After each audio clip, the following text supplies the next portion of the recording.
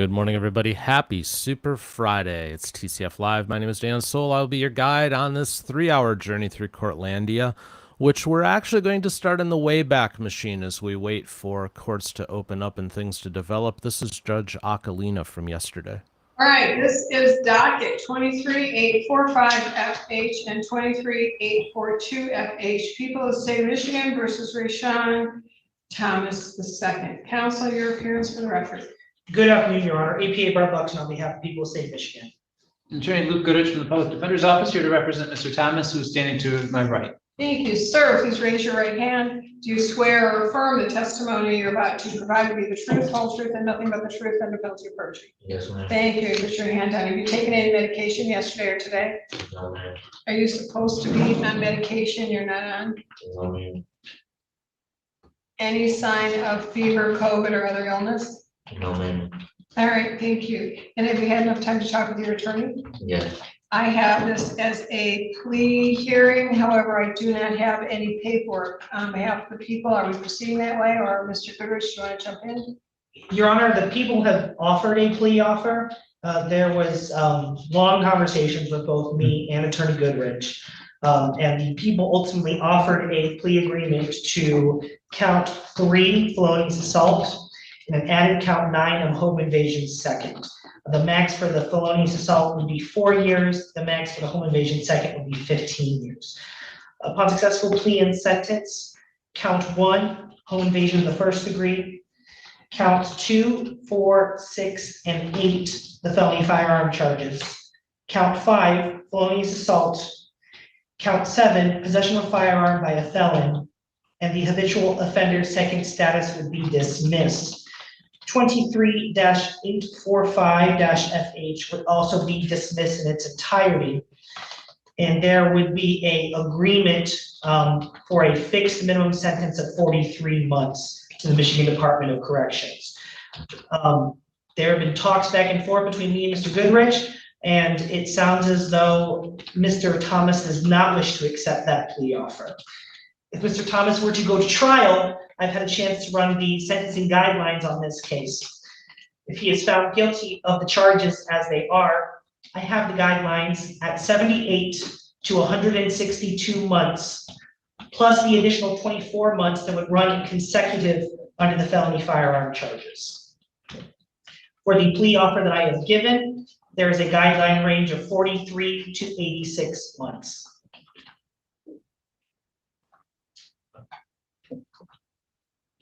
Is that full, fair, accurate, and complete, Mr. Goodrich? Yes, that is the offer that has been conveyed to Mr. Thomas. Mr. Thomas at this time would like to decline that offer, and in speaking with him, Your Honor, he would like to be able to represent himself in order to file some motions in this case and proceed while representing himself, Your Honor. Sir, you would like to, first of all, the offer that was stated, that's full, fair, accurate, and complete? Yes, ma'am. Okay, that's different than the other ones I had written down prior, so. And you are not interested in that, is that correct?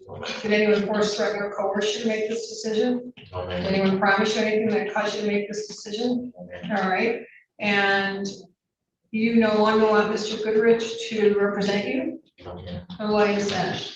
So I have some arguments I want to make. Feel like What are, do you have arguments you want to make? Yes. Okay, and did you get a law degree while you were in the lockup? You say what? Did you get a law degree while you were in lockup? No, ma'am. Okay, so tell me about those That's by motions. counsel. Sir, I know, but I know Mr. Goodrich a very, very long time. I don't know anything about the conversations you've had, but I have seen a lot of plea agreements, and I'm concerned, first of all, about what the motions are. Second, this is a plea agreement that's so good I might not even take it, because, I mean, you've been in a long time. How long has he been in? I believe it's at 31 months, Your Honor. Okay, so 31 months minus the 43, you have about another year if you took the plea. And it wouldn't even be a year in MDOC because it'll be probably 7 or 8 months by the time you get the pre-sentence investigation done and all of that. Under the if we go to trial, and it looks to me like, based on the preliminary exam transcript, that there may very well be a likelihood of success. We'll talk about that in a moment, but the guidelines, what did you say, 78 to 162 months, that's what I've written down, is that right? Correct, Your Honor, plus the additional 24 consecutive for the felony firearm. So that's somewhere, my math isn't so good, but that's somewhere on the minimum of 8.5 to 15 years. If I were, I don't know anything about your case really. If you were found guilty, with the habitual, the home invasion first degree is punishable by approximately 30 years. On the minimum, it might be reasonable to give you 15 years plus the 2 years, which would be 17 years. Even if I look at the low end of the guidelines, that's 8.5 years plus 2 years, so that's what? 12 years or something, it's 10.5 years. Minus the 2 years you've done, it's still a lot of time. And even if you appealed, you'd be out. If you took the plea deal, you'd be out before the appeal was probably even read by the Court of Appeals. I'm not understanding unless you have a really good defense. So that leads me to what motions. Quash the bind over, without bound over no physical circumstantial evidence, Okay, just off statements alone. okay. Well, I'm sorry, but I have the transcript. It was put in here over the 2 years that you've been in for various reasons, I suppose, but let me look. Have you read the transcript? I mean, you were there at the preliminary exam, right? Yes. And there's a couple of eyewitnesses, right? And one of them is, let me see if I can find her name. It appears someone who knows you pretty well, Ms. Mays. Do you know Elizabeth Mays? Yes. So her eyewitness testimony is evidence. And she says, under direct examination, and so you were able to see his face. Answer, yes. Did you recognize him? Answer, yes. How did you recognize him? I have a long-time friendship with his girlfriend and him for about 5 years. I've known him for a very long time.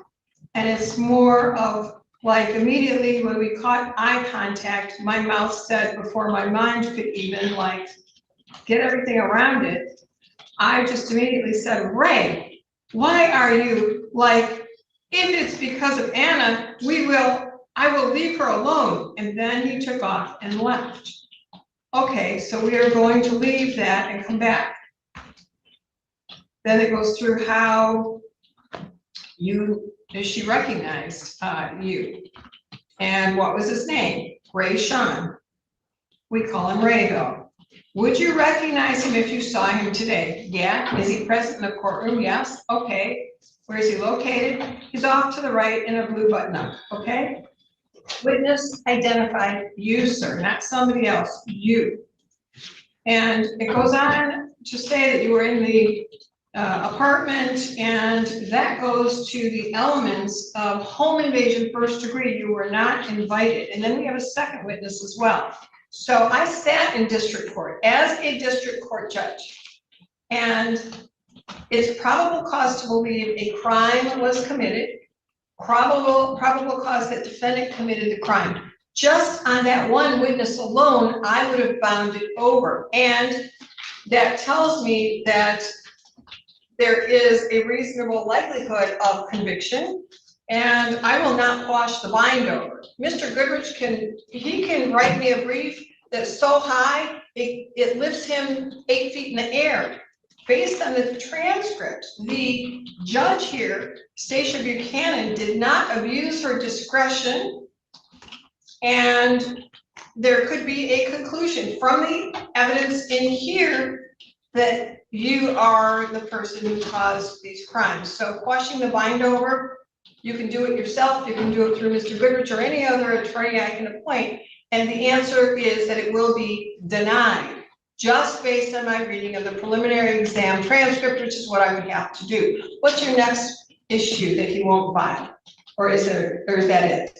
Or I don't care what allegations a person makes. I don't care what this person says.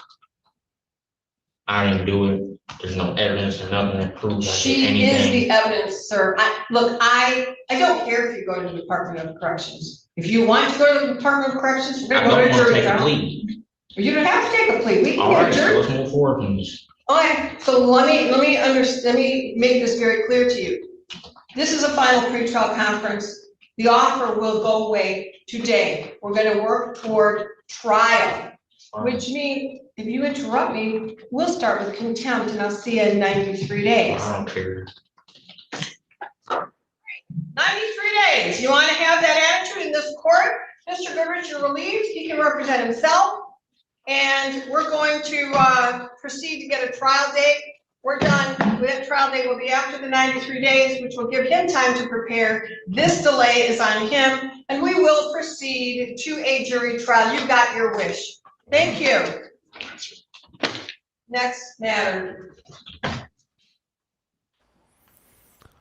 Alrighty, good morning once again, everybody. It's TCF Live on a Super Friday. Good to have you all here. Again, we're in the Wayback Machine. To be honest with you, I am not impressed with what's out there for live court at the moment. A couple of courts are running, dealing with matters that just aren't that exciting, and or landlord-tenant, which is generally super not exciting. So we're going to hang out in the Wayback Machine for a little while longer while we wait for things to develop. But let's go to yesterday's docket with Judge Oakley and spend a little time there. William, Yes, Your Honor. counsel, your appearance, please. The name is Court Francis Begga and her out here. He's recording my lives. Thank you. All right, here for sentencing, correct? All right, have you two had a chance to go over the report and recommendation, counsel? Yes. Your Honor. No corrections? All right, anything to add by way of elocution? I'm actually really important about it. He's really taking this serious. AA, what, 2 times a week? Good, Right, toward a lot for. good. How long you been in? Since April. Okay, how's it going? So fairly fresh. Yeah, okay. So what I noticed with a lot of my participants is the first couple months are tough because they're trying to figure out how to juggle everything and time management and everything else. Are you struggling a little bit? It's part of the team now. So at the beginning, it was Good. and everything's. Yep. Yep. But. Good. It's not a challenge. Good. I'm glad you're in. I'm glad you're in the program. All right, anything else? But he has a really good job that he's been working and Not for more. Yep. Yeah, I'm working there, doing good. My manager wants to promote me next year. Oh, that's a new job too. Yeah, good. All right. Anything else you want to add? here, I just said we thank would appreciate if you please accept the recommendation. I'm going to. Good. So I want to give you something to think about. And I'm adopting in full the recommendation. We'll make that official in a minute. I saw, were you familiar with the adverse childhood experiences before you took the assessment for us? Okay. So you came in at a 6, which is a fairly high number. I want to encourage you to do some research because I'm going to guess, I think you and I could have a really interesting conversation if we sat down over a couple of hot beverage and talked about your childhood. And I'm going to bet that over the last 30 years, you've had this thought through your head a number of times, like, what the hell was I thinking? Why am I doing that? Right. Okay. I want you to get into this. I want you to play around on the internet and do a little research on adverse childhood events. When I first got turned on to that concept, at some kind of judicial seminar, I went to something about trauma. You're in your prison counsel, just bear with me. And they kind of whet my interest by giving me some of the high points of the whole thing. And then I started doing some research. And I found the premier study that started the whole thing. And it was, I don't remember now, but it seems to me it was, but ancient history. It was like back in the late 70s, early 80s or something like that. But adverse childhood events are basically anything that could be traumatic. And trauma, your trauma is not my trauma. So for example, you at 12 years old, you might have been in a car accident with your family. I could have been in the exact same car accident with my family at 12 years old. It might have been traumatic for you and not traumatic for me. Okay. So that's where it gets really interesting to me. But all these different childhood traumatic events add up. And and I'm trying to make this short for you, but I really, really encourage you to get into it and look into it, because I think it's going to answer a lot of questions you've had about your life. So for example, you're an engineer, so I have an idea how your brain works, because I got buddies that are engineers. They don't think like I do, right? I mean, you guys don't process like other people process. All right. But your brain, our brains are developed or are designed to develop a certain way. And, our norm, right? And then something happens, flight or flight, right? And we peak, and then things get back to normal. And then something else happens, and then we get back to normal. Well, kids that have enough trauma in their lives, they do this. And then they come down once in a while, and then they go back up, and they spend a lot of time up here, okay? And as a result, your brain literally develops differently than it's designed to develop. Your thought processes don't develop normally, okay? So for me, what I took out of that whole thing is, and this is the biggest part for me, and it did change the way I operate on the bench when I'm conscious, when I'm on my game 100%. Because instead of thinking, when I'm dealing with somebody where you're at, instead of thinking, what the hell's going on with this guy? What happened to this guy? That's a big game changer. Would you agree with me? What happened to this guy? What happened to change the way he deals with the world around him differently than he was designed to deal with the world around him? And the reason, and I always give some version of this lecture when I see somebody with a high number, because I think if we don't know what makes us tick, we got very little chance of dealing with it properly. And I'm thinking that your adverse childhood events are a big part of what make you tick, and you might not even know it. I agree. Okay, so do some research on it. And one of the things that blew my mind is not just how it changes our life, how we emotionally interact with the world, physically. People that are at a high number on the childhood ACEs, they call it ACEs score, and I don't remember the percentages, I'm just gonna throw numbers at you. They're 50% more likely to have heart disease later in life. Okay, they're 70% more likely to abuse substances later in life. I mean, it's not just, it's going to affect our relationships because we process information differently than everybody else we deal with. Maybe it's crazy, but I want you to look into it. Now, the very, very best part for me as a guy that works with kids, because I've been running a juvenile program, is what can change the way your brain works, can rewire your brain? Love. I think that's the coolest thing. That makes my tail wag every time I think about it, because that means that kid that's living up here, what can change that kid's pathway, literally the neural pathways in his head, is a relationship with an adult. Can be a coach, can be that teacher that takes that extra interest in him, could be a new, mom gets a new, he gets a new stepfather. All it takes is an adult that kid understands, that person cares about me, and that can change the way their brain processes. And that's mind-blowing stuff for me. It's pretty cool. All right. Not exactly what you expected to hear today, probably. But I would love to hear from you after you've done some research and ask me or tell me if it has been like V8 moment after V8 moment for you, looking back on your life through that filter. I appreciate that. Would you share that feedback with me? Okay. All right. Let's get to the business at hand. Okay. Yeah. And that stuff, he talks in church, he's like a minister. Yeah. Yeah. Yeah. That family support is huge. Huge. Yeah. Okay. All right. So back to business. I'm going to adopt in full the recommendations of the probation department.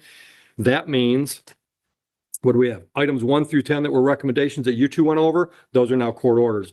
That includes the 40 hours of community service. That's just charity work. As long as the IRS is registered with it, the organization as a 501c3, you volunteer with them, get a letterhead that says you've done 40 hours, get that to your probation officer, and we're fine. All right. And you can talk to the probation officer about how much time you've got to get that done. Fines that cost $1,500. Can you pay it today, or do you need to talk options? Do that downstairs. Any questions? Good luck in Waterford. You keep them happy, you keep us happy. All right. Have a great day. Counsel, always a pleasure.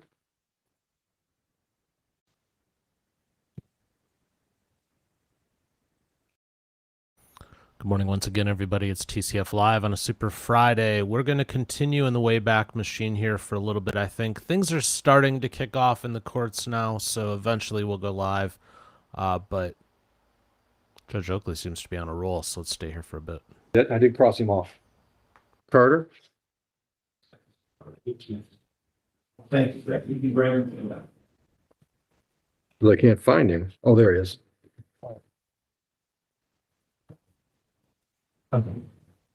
Counsel, your appearance for Ozzley. Good morning, Your Honor. Marshall Goldberg and Mr. Ackley. Good morning. Have you fellows had a chance to look at the report and recommendation? Your Honor, we emailed to my client, we looked it over again today, and we talked about it. Good. All right. Anything to correct? Not to correct. All right. Anything to add? Yeah, Go ahead. I guess it's more allocation. I'm ready to hear it. When we resolved this matter, I asked the prosecutor what his thoughts were at 7411, and he said it's certainly up to you or the judge and whatever probation determines. So ultimately, I'm asking the court to impose a sentence that would be under 7411. I talked to my client about employment. We can get in terms of ways, and we're surmising this may have something to do with it. This shouldn't even be on a record anywhere. Well, it's still listed as.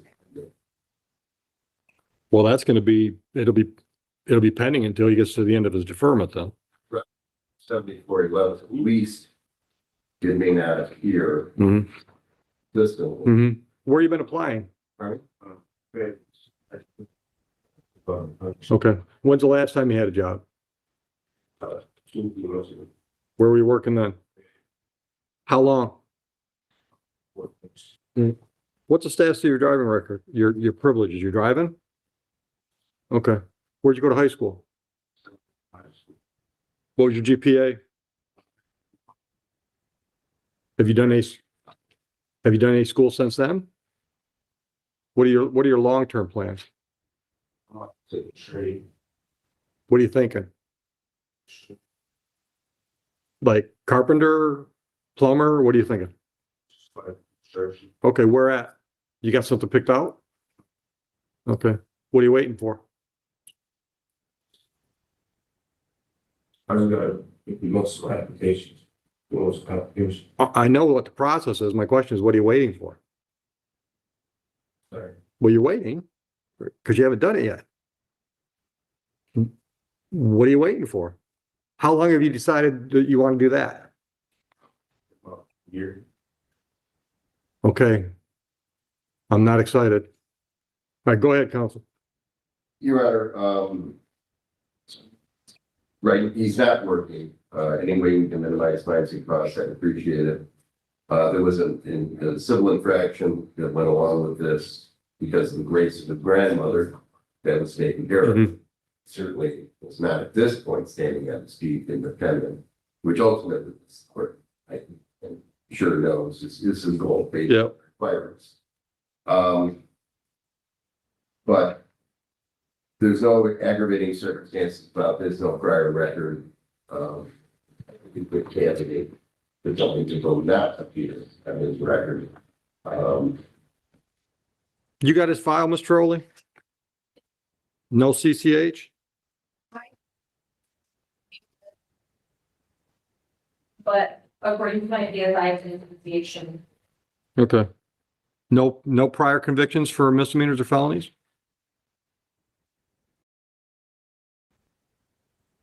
I'm not inclined to give him a 7411. He already got the big break when they took it from a felony down to a misdemeanor. What are your thoughts, Mr. Trolley?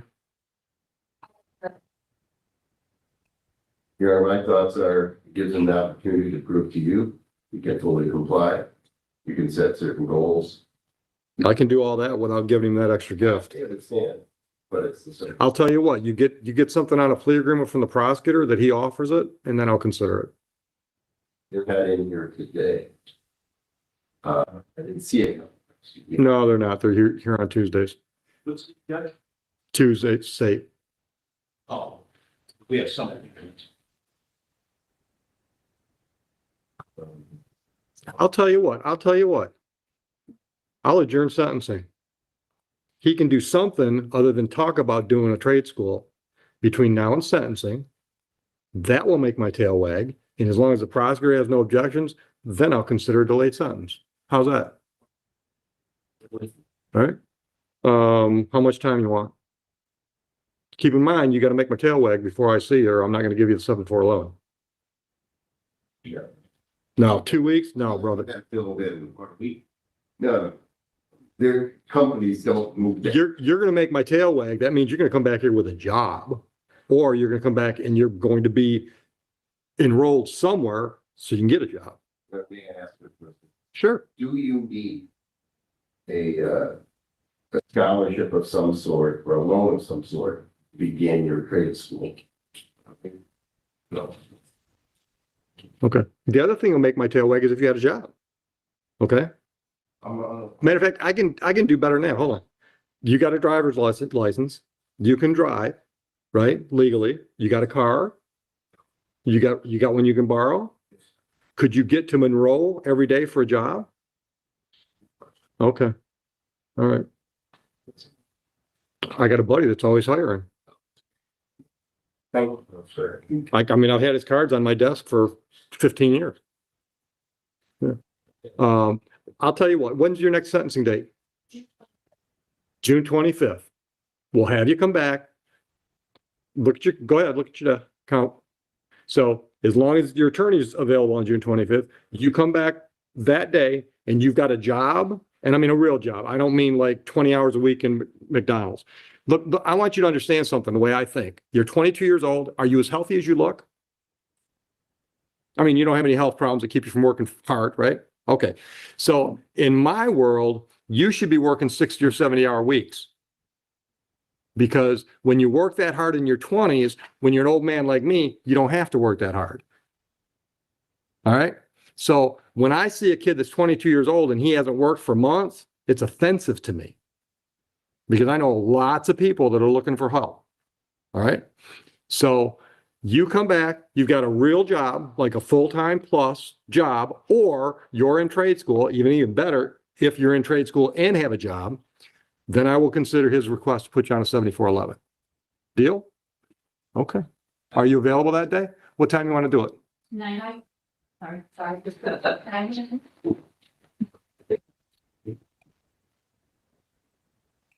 And give me the date again. June what? 25? 9 a.m. Here's my note to myself because I have a terrible memory. Tail wagging job or school. Got a plan, gentlemen? We have a plan? All right. All right, counsel. See you then. Thank you, gentlemen. Enjoy your day. What do you got, counsel? Oh, good morning. What do you got? This one, yeah. Helpful. And you was your. David up again. Yeah, I'm looking for it. Got them all said. MON, right? It's not hyphenated with something? No.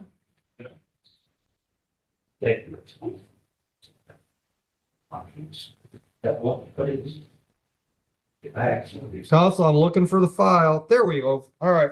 Come on up with Miss Monet. Your appearance. Good morning, Your Honor. David Lee, appearing on this behalf of Ms. Monet, who for the record is present and standing here. I read it. Good morning. Is it Monet or Monet? You do use your Ts. Okay. I said you use your Ts. Yes. Okay, go ahead, counsel. Minor, we have reviewed the pre-sentence report. It is accurate, no changes.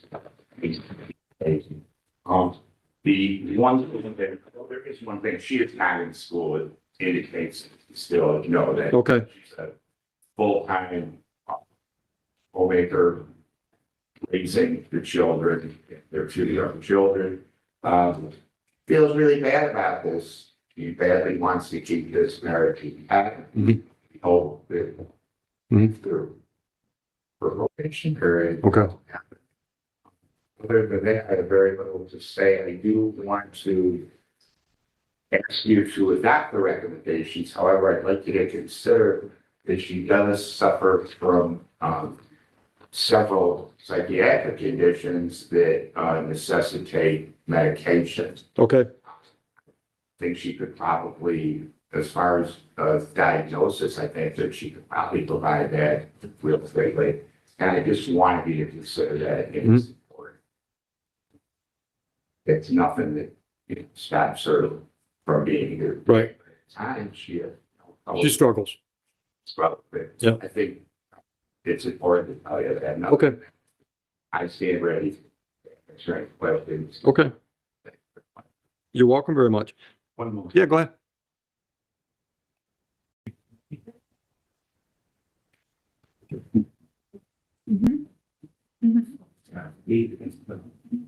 Oh, okay.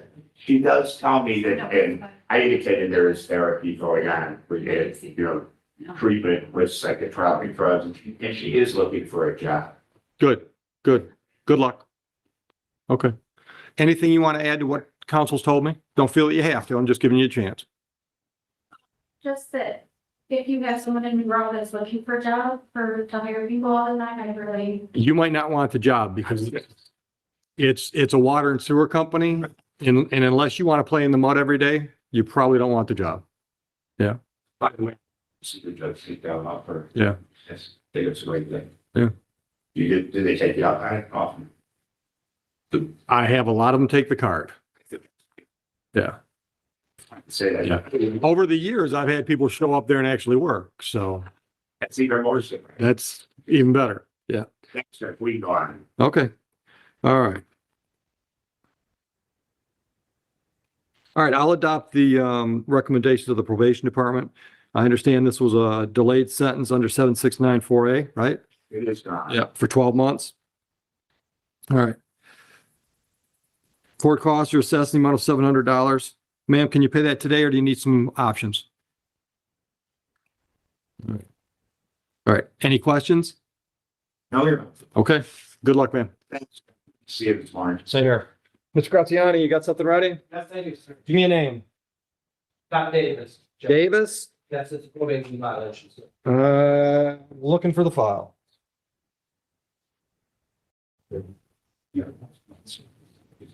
All right, found the file. Good morning. Your appearance. Graziani, on the 4-3-27, good morning, Chuck and staff. We're here for the probation violation for Mr. Davis. We plead guilty to him not completing the community service. However, he will be going to the substance abuse treatment program. In fact, he's going there on Monday to get involved at Western Wayne Center for an income-based program. Good. He's on a limited income. He is working, I believe, for the operating engineers. They're starting off as a subcontractor. Yes, sir. He's Okay. starting off as a subcontractor and soon he'll be in a position where he can do the community service on the weekends. And then indicate that to Mr. Owen. And we're asking for continuation of probation because I do believe he's on the right path. Okay. It's being off on time. Okay.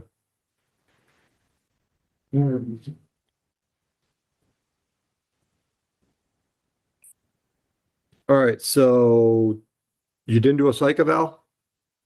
I did not go and I have this scheduled for Monday. Right. All right, so two things were ordered. Substance abuse, treatment, and a psychological evaluation. Which one do you have starting Monday?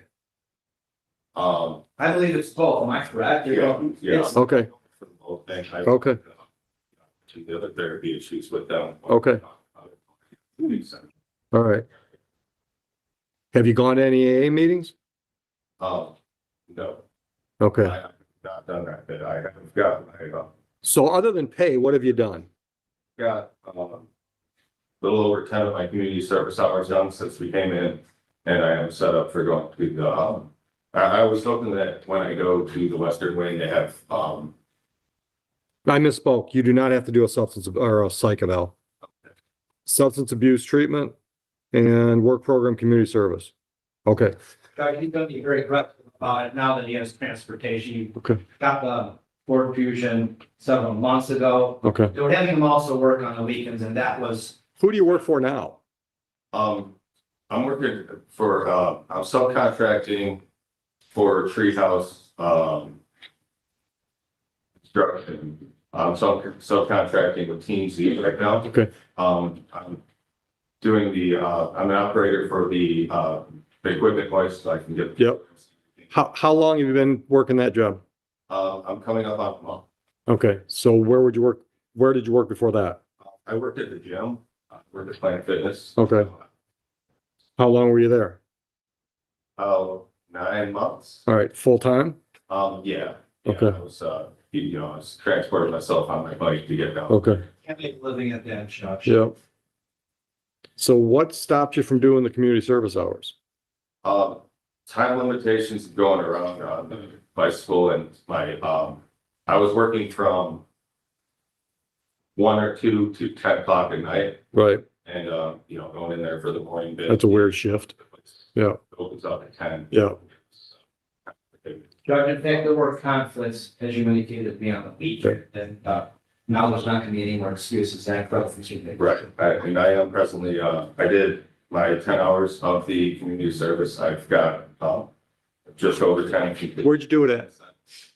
It was, Goodwill in, Woodhaven. Okay, So I've been going. all right, so you still owe me 40 hours. Yes. Okay.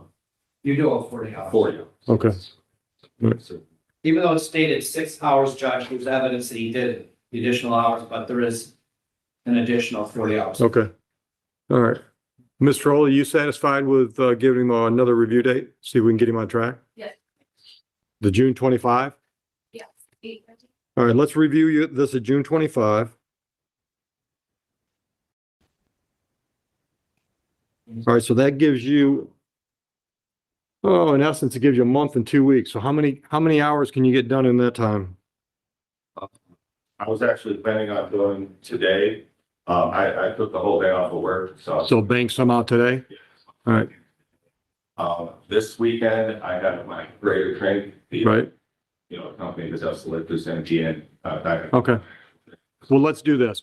Doing Sundays. I'm going to determine on June 25th whether or not I'm just going to move you forward with probation or there's going to be some kind of a consequence because you're, what, 6 months into probation and you haven't done much. Okay? So understanding that's the decision I make on June 25th, it might behoove you to get a lot of hours done between now and then. I'm not saying miss your training this week because that's good job training. So I'm not saying miss your training to go to Goodwill, but I'm saying you want to get some hours done. All right? Okay, so we'll see you June 25th, 8:30. And but I like that too, because by then you should have something to talk about from this treatment. Some documentation, make sure you let them know that they can share information with Mr. Rowley. So she can check with them. Is he showing up? Is he engaged? How's treatment going? All right? All right, we'll see you then. Good luck this weekend. Mr. All right, good morning once again, everybody. It's TCF Live on Super Friday. If you are new to us, do us a favor. Say hello in the chat. Say good morning. We're a friendly folk here. So we've been in the Wayback Machine, but there's some good options to go live now, though I reserve the right to go back to the Wayback Machine later. But let's go live down to Florida, Wade Mercer. Process every day. We have Mr. John McDaniel, Assistant Public Defender today at the jail. I know that you can see and hear him. I want to make sure you can see and hear the prosecutor also in the courtroom. So I'm going to ask that he introduce himself. Jake Mitchell on behalf of the state. Audio and video working good for both of us, Corporal? Yes, sir. Sergeant, I'm sorry, Sergeant, I gave you a demotion. I didn't mean to. We do have a DOC inmate we need to take first so we can get them transporting him back. Michael Box is first. Mr. Box, good morning. Mr. Box, you're here because you've been accused of 1 count of trafficking in methamphetamine and 1 count of possession of contraband. It's case number 26-262CF. Mr. Box, there is probable cause in the complaint. I've looked at your criminal history and I know that you're currently still serving a sentence in the Florida Department of Corrections. I think you're entitled to a bond in this case, but there's no point even thinking about posting it until you finish your other sentence. This case may be over by then, it may not. Frankly, I don't know. What I'm gonna do is set you a bond today, and then my understanding from the jail is they're gonna transport you back to DOC, and then you'll start the process of getting an attorney, coming to court, defending yourself, or if you want an attorney, asking for one, and that'll happen while you're actually in DOC. So, Mr. McDaniel, anything for bond purposes? Mr. Mitchell. Your Honor, just if this case is still resolved and he does have a chance to make bond in June of 2028, we just request that the bond be a little bit higher than normal and he have the possession or he have a condition of random UAs. Okay. Mr. Box, considering that you already have a current sentence you were serving when you got this charge, your bond on the trafficking is going to be $75,000. That's a first-degree felony. Or your bond in the possession will be $10,000. Mr. Box, your total bond is $85,000. That's cash or surety. It does have a condition of random urinalysis. So if any point you post bond, you can be drug tested. But as I mentioned, you've got the other charge you've got to deal with, the previous sentence before this becomes a reality. So we'll see what happens. My understanding, Mr. Mitchell, is the state's the Department of Corrections is going to take him back. I think I may see an officer in the background. He's going back to DOC today. Is that right, Mr. Correct. Jailer? Okay. Correct. So Yes, what, sir. do you want him on the regular court date or do you want to give him more time?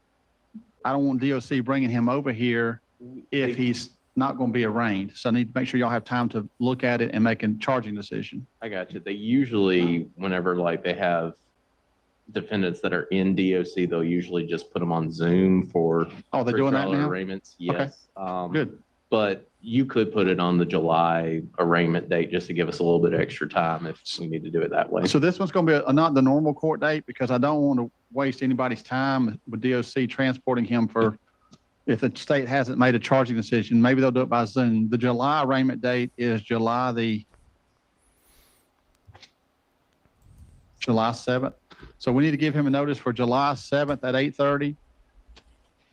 And Mr. Box, they will either do that in person by transporting you over here, or they may do it by Zoom to get your lawyer appointed at that time. Do you have any questions, sir? No, sir. All right, Mr. Box, wish you the best. All right. Here, the first one on the list is Kelsey Cooper.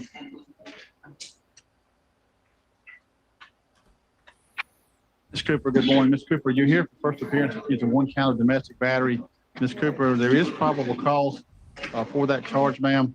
Ms. Cooper, you have no prior criminal history that I can see at all, and your parents are in the courtroom, or your mom may have stepped out, but they're both at the courthouse.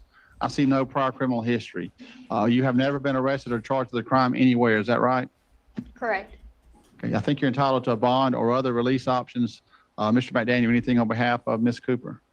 Yeah, we just ask for a cash bond, Mr. Mitchell? No objection to a cash bond. And as for the contact, I know that she shares a child in common with the alleged victim in this one. So I guess the condition that we would be requesting is no contact with the victim except if it's according to a possible DCF family plan. Yeah, I don't think No DCF would be DCF. involved in this. So, Okay, all right. Ms. Cooper, what I'm going to do is what I do in every case when the alleged victim's not here. Matter of fact, what I have to do under Florida law and in the current administrative order we have in this circuit, and that is no contact with the alleged victim at all. Now, just to be clear, for Mr. Mitchell's point, I'm not keeping you away from your child. I'm just keeping you away from that person. So if your family, your father, whoever wants to, do you know where the child's at now, sir? Okay, so good. The child is in y'all's custody. So if y'all want to set up visitation and y'all handle it with the dad, that's fine. In fact, I would encourage that because you don't want a family law judge 6 months from now finding out he hasn't seen his child in 6 months because y'all wouldn't let it. So that's not a bad situation to be in. But she can't be there. She can't communicate. She can't be part of the exchange. There's nothing wrong with y'all doing that. That's probably a good thing for him to have that relationship. So Ms. Cooper, I'm going to set you a $250 cash bond, no contact with the alleged victim. As soon as that $250 cash is posted, sir, she'll be released and cash bonds are posted at the jail. Any questions? Ms. Cooper, do you have any questions? No, sir. Thank you. Have a good day. We have one person, more person that has friends or family here, and that is William Jackson.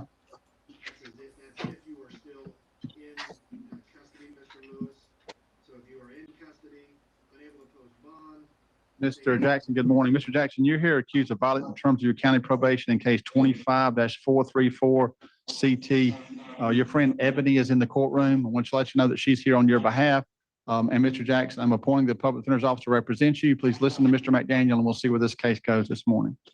Your Honor, I spoke to Mr. Jackson. He's going to admit he violated his probation. Understanding he was sentenced to 4 months in the county jail, 32 days jail credit, and the remaining fine that's owed in the case. He'll work off lines and trustee vacancy.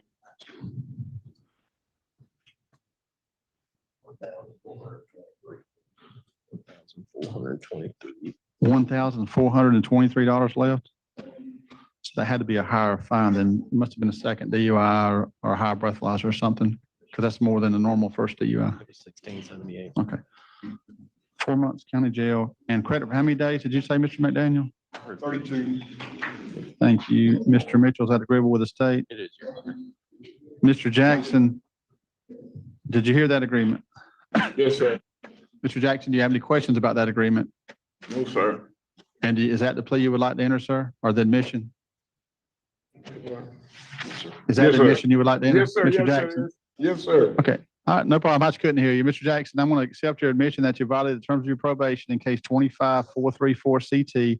Revoke that probation, sentence you to the agreed upon sentence of 4 months in the Jackson County Jail, but you have 32 days credit and you have $1,423 court costs and fines left. That's left off the original sentence.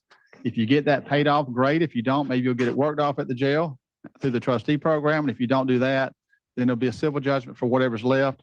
So let me talk to Miss Ebony here. So Miss Ebony, he has about 3 months left at most, but hopefully he's going to get in the trustee program and cut that down to closer to 2 months thereabouts. But that depends upon his behavior at the jail. There's no probation involved in this sentence. When he finishes this jail sentence, he's through with this case. Do you have any questions?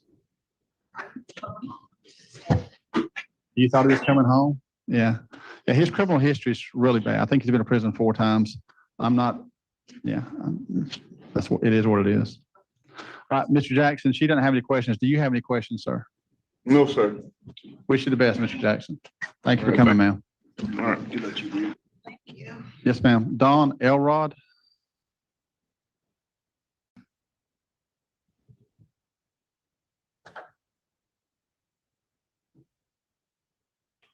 Ms. Elrod, good morning. Ms. Elrod, you have a warrant in Calhoun County. I looked it up this morning, ma'am.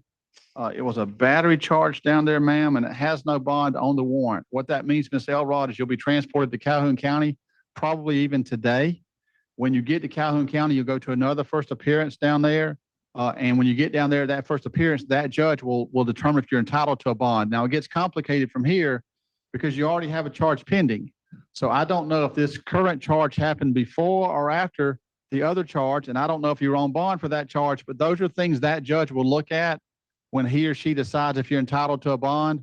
Is it safe to assume she's probably going to get transported today, given her medical situation, Corporal? Sergeant? You may be John, muted. John, you're You're muted, I think. I can't hear anything. She's going to be transferred today. Yeah, they're going to get you down there today, but you probably go to first appearance tomorrow morning because I think Calhoun County's first appearance is about the same time as ours. Ms. Elrod, do you have any questions? That goes in there. All right, ma'am. Have a good day. We have Michael Pollock. Mr. Pollock, good morning. Mr. Pollock, you're here. Good morning. Good morning. Good morning. You're accused of violating your state probation conditions. I've got a copy of a warrant in front of me. Looks like the circuit judge has signed a no bond warrant for violation of probation. What I'm going to do this morning, Mr. Pollock, is I want to get you a lawyer appointed if you're asking for one. Mr. Pollock, would you like to have an attorney appointed to represent you in this VOP? Yes, sir. I'm going to appoint the public defender's office of the 14th Circuit. Listen to Mr. McDaniel. We'll see if you have any questions in just a minute. Your Honor, we're going to plead not guilty as set this in the June 4th court docket, and I advised him that the attorney that will come out and visit him prior to that hearing. Not guilty. Mr. Mitchell, anything from the state? Nothing from the state, Your Honor. So you'll see an attorney before that court date when you go in front of Judge Garcia. Do you have any questions, Mr. Pollock? Yes, sir. I just want to know who do I need to talk to about. You normally say, Derek? No, sir. I don't have no questions. Okay, talk to your attorney in private. That's usually the better thing to do. I wish you the best, sir. Thank you. Yes, sir. Thank you. Mr. Bott, you have anything this morning? Got everything worked out? Mr. McAdams, everything I had this morning. Anything else from the public defender's office? Nothing else, Your Honor. Thank you. Sarge, anything else from the jail? No, sir, that's everyone. All right, thank you. And Mr. Mitchell from the state? Nothing from the state. Dottie, you miss anything? Alrighty, that's it for Judge Mercer this morning. Good morning once again, everybody. We can still stay live. Again, it's a slow morning out there in Courtlandia. I've got some good backup material from the Wayback Machine, but Judge Flores has some people that he needs to deal with. So let's go there. Lansing, Michigan.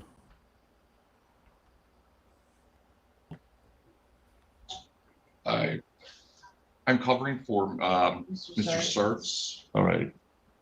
William File is in post 1. Okay. In post 2, could you please identify yourself? Raymond P. Say it again, sir. Raymond P. Raymond P. Okay. And that is. And Ms. Stanley, what case are you here on? Your Honor, I'm here on William File. I'll be ready to go to leave this on for preliminary exam, but I do want to have a breakout room with Mr. File. All right, so let's put you in a breakout room with Mr. File. Let's see. So, Mr. File, I'm going to place you in room 1 in jail post 1. And then, Ms. Donnelly, I'll also place you in room 1. Thank you. You're welcome.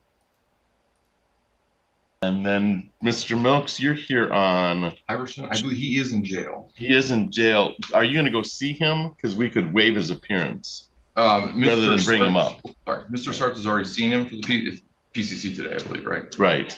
I'm fine with waiving inquiry. The client's already spoken with his attorney. All right. And I can place all that on the record. All right. So you want to call that case, Ms. Fortuna Gill, and then we'll rely on Mr. Sartz and Mr. Milks to we won't ask. We know where he is. He's incarcerated. That sounds good, Your Honor. All right. Let's go with Iverson.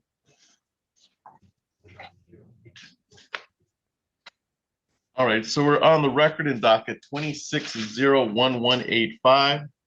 That is people of the state of Michigan versus Jeffrey Iverson. Appearances for the record, Ms. Fortuna Gill. Haley Fortuna Gill on behalf of the people. Mr. Milks. And good morning, Your Honor. Stephen Milks on behalf of Jeffrey Iverson. Mr. Iverson is not present via Polycom at this time. We are waiving his in-court appearance, and I will say I am standing in for attorney of record, Jacob Sartz. And to the best of your knowledge, Mr. Sartz has had an opportunity to speak to Mr. Iverson. Yes, Your Honor. And they've been explained that it's going to be left on. Yes, Your Honor. I got my case notes in front of me. He met with him via Polycom already. I believe on the 13th or earlier, spoke with him. And it's my understanding, based on the notes here from that in-person conversation Mr. Sartz had, that the client would like to leave this on for the preliminary examination. All right. And is that a fair statement, Ms. Fortuna Gill, and are we just leaving this on? Yes, Your Honor. I have spoken with Mr. Sartz about this matter as well. There is no offer to put on the record at this time. However, negotiations are going to continue, and I do anticipate there will be a resolution. All right. So we are going to leave on for May 22nd at 9 a.m., previously scheduled date for prelim. And then we'll leave it for Mr. Sartz, Mr. Milks to, if he doesn't know already, he should know that we're leaving this on. Anything else for the record in 26-01185, Ms. Fortuna Gill? Not for the people. Mr. Milks? No, thank you, sir. All right, we're all set. Thank you for your appearance today. That is on Mr. Iverson. Barbara, thank you for the $5. She says that now we wait for Dungeon Court. Very true. For those of you who are new out there to us, Dungeon Court is our Friday guilty pleasure here. A court so bad that it is just so good. So be sure to stick around for that. That'll be in the final half hour or so of today's programming. Yes. And then Mr. Silverthorne's here on a case? Two, yes. Which one, which cases are, oh, you're here on Carter and Torres Baltazar. We know we're gonna have a prelim this morning, so we're just trying to move stuff. So so we don't have people sitting around waiting. If the defense attorneys are ready on Zoom, then I'm ready. I don't know. Ms. Patrick's here on Woods, but I don't know if Mr. Woods is here. I'm here on two cases, Mr. Woods All and right. Mr. Miller as well. Ronald Miller. Miller. Yes. Are Woods or Miller here today? Or here at this time? Mr. Woods, I just spoke with him on the phone. He should either be there in person or on Zoom. And Mr. Miller is lodged in the Ingham County Jail. That we didn't know. Because he's not on our list. So I don't, then Mr. Miller's probably. I have You have him as incarcerated? I don't have him as incarcerated.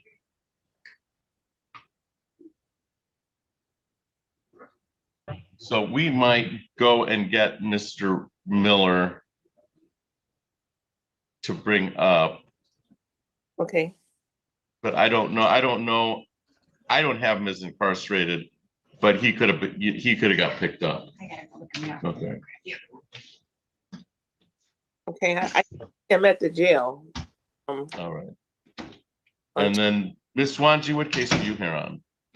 I have Mr. Pavlik. I do have Mr. Houston. All right. And Mr. Layton. And Mr. Layton. All right. Pavlik and Layton are not on Zoom yet, but they were scheduled to be on Zoom. Mr. Yes. Houston, I don't know if he's here at 8. I don't know if he's here yet. Okay. Is Jerome Houston here? Okay, Mr. Houston is here. So did you want to place that on the record? Did you want to talk to Mr. Houston at all? Yes. Or do you just want to leave this on? Because I don't know if we have any Pollock. He's here in person. We can leave it on, and I'm going to talk to him. I can call. We hired another attorney. Oh, you hired a retained attorney. Yeah, and he emailed the prosecutor. I was supposed to be here via Zoom. All right, what's her name? David Carter. David. So David Carter's supposed to be here via Zoom. They allegedly they've hired David Carter and spoken to Ms. Fortuna Gill about it. Yes. Okay. I don't All right, have so this. So if he's supposed to be here, but let's see if Ronald Miller, not Corey Miller. All right. So Ms. Wanji, you're on Ronald Miller, is that correct? Not Corey Miller? No, I have Mr. Layton and Mr. Pavlik. I don't have any Miller on my schedule. Oh, you don't have a Miller on your schedule? No, yeah. Oh, Miss Patrick, you're supposed to have Miller. Yeah. Do you have Ronald Miller or Corey Miller? Ronald Miller. Ronald Miller, okay. So we're still missing Corey Miller. All right. Yeah. We have a bunch of defense attorneys and a bunch of defendants, but none that match. None that match. That's what we have. And then we're waiting on Mr. Carter. Mr. Carter said he's going to show via Zoom. Yes. Okay. All right. So Ms. Wanji, let's wait for Mr. Carter and we'll place Mr. Houston's, we'll place his case on. Okay, thank you. All right, well, they got a lot of stuff they're trying to sort out. I will keep an eye on that court, but let's go to Lake County, Ohio. Judge O'Donnell just took the bench. Let's see what's going on there. Thank you, Your Honor. We're here this morning in the state of Ohio versus Talita McAdams, case number 26 CR 458. The defendant is present, open court with her attorney, Mr. Matthews. We are here today for an in-court arraignment on May 8th of this year. The defendant was indicted in a 1-count indictment, count 1 being theft, a felony of the 5th degree. Her bond was previously set at $20,000, 10% cash surety. The state is asking that that bond be continued. The defendant does have 2 warrants out for her arrest and a holder from Cuyahoga County at this time. Matthews. Thank you, Your Honor. Ms. McAdams would waive the reading of the indictment, any defects in service, and enter a plea of not guilty. A not guilty plea will be entered. Mr. Bond. Thank you, Your Honor. As stated, the bond is currently $20,000 cash surety or 10%. Ms. McAdams does have a holder from Cuyahoga County. Her request is that she be given an own recognizance bond so that she may go on to Cuyahoga County and begin the process of dealing with that case, Your Honor. Ms. Contour. Thank you, Your Honor. We would just request that it continues at $20,000, 10% cash surety. All right, bond will be continued at $20,000 cash surety or 10%. Thank you.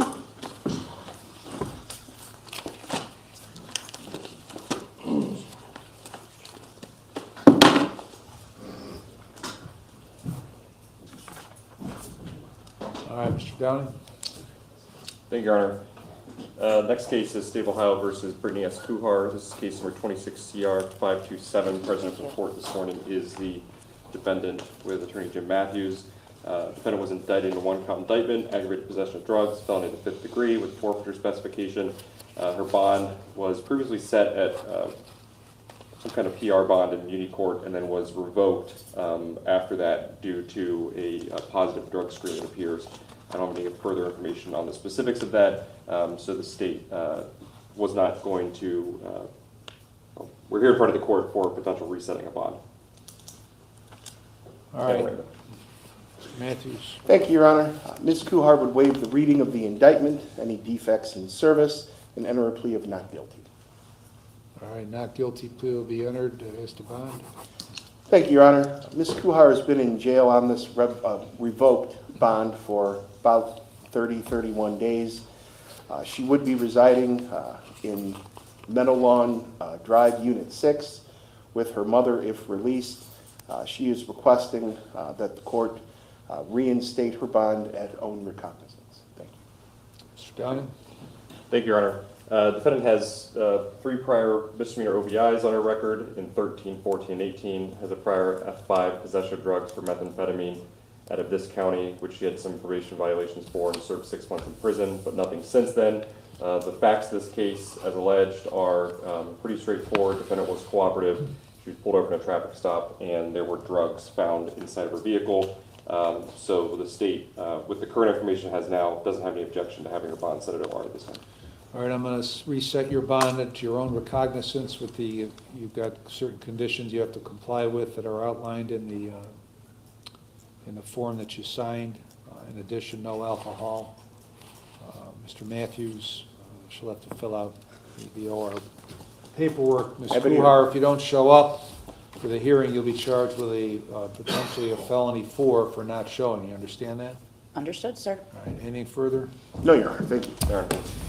All right. All right. Just a second. We got to sign this. Alrighty, that is it for that court, my friends. But I'm sure we'll be back later. I'm going to put us back in the Wayback Machine. Again, it's kind of a weird morning out there in Courtlandia. It's a lot of fits and starts for some of these courts. They're quickly in and out. Some haven't started yet, like I'm waiting for Judge Stevens to take the bench. And then landlord-tenant, which we generally don't deal with here. But we had some good court yesterday, especially in the afternoon while we were offline, so there's places to go. Let's go actually back to Judge Aquilina. This is from yesterday. State of Michigan versus Nathan Wayne Carper. Counsel, your appearance for the record. Andrea McCray, on behalf of the people. Assistant Public Defender James Harris here on behalf of Mr. Carper for the arraignment. Mr. Carper is standing to my right. Mr. Carper, if you please state your first and last name for the record. Nathan Carper. Please raise your right hand. Do you swear or affirm the testimony you're about to provide to be the truth, whole truth, and nothing but the truth under penalty of perjury? Yes, Your Honor. Thank you for your hand down. Sir, you were placed on probation. You pled guilty to criminal sexual conduct, assault with intent to commit sexual penetration with habitual third. That's punishable by 20 years. You recall that? Yes, ma'am. There was a plea agreement, which I was not happy with at the time, but nonetheless, I honored it, and it was a killable agreement for no further upfront jail. And you were placed on the 60 months probation. And that was subject to not violating law and a whole lot of other things that you were supposed to do. So I have two allegations here that I need to advise you of, which is why you are arrested and in that jumpsuit. And it says count 1, on or about March 31st, 2026, defendant threatened and intimidated Anita Picco, P-I-C-C-O. Count 2, on or about March 31st, 2026, defendant communicated threats toward Anita Picco, who is his former spouse.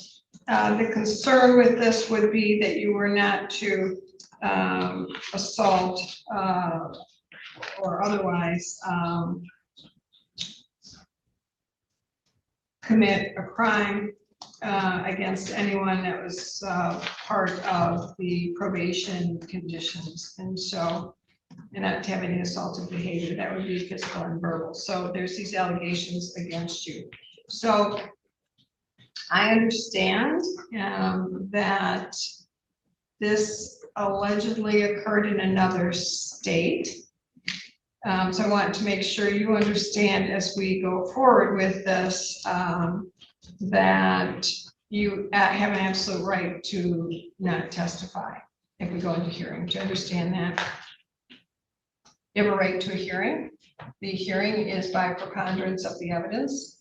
It's the people's burden to prove. You don't have to do anything at all. And you can cross-examine any witnesses and evidence brought against you. You can also choose to bring witnesses and evidence in your defense, any witnesses the court would order to be present. And the people could cross-examine any witnesses and evidence you have. You could also choose to testify or not testify. However, I just want to caution you, and you have a good attorney who I'm sure will advise you further, but anything you say or write can be used against you.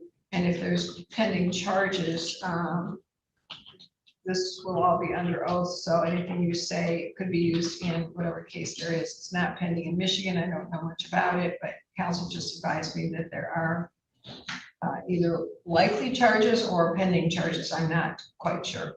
But anyways, counsel, you're waiving further arraignment. Yes, Your Honor. And will this be a plea or a hearing?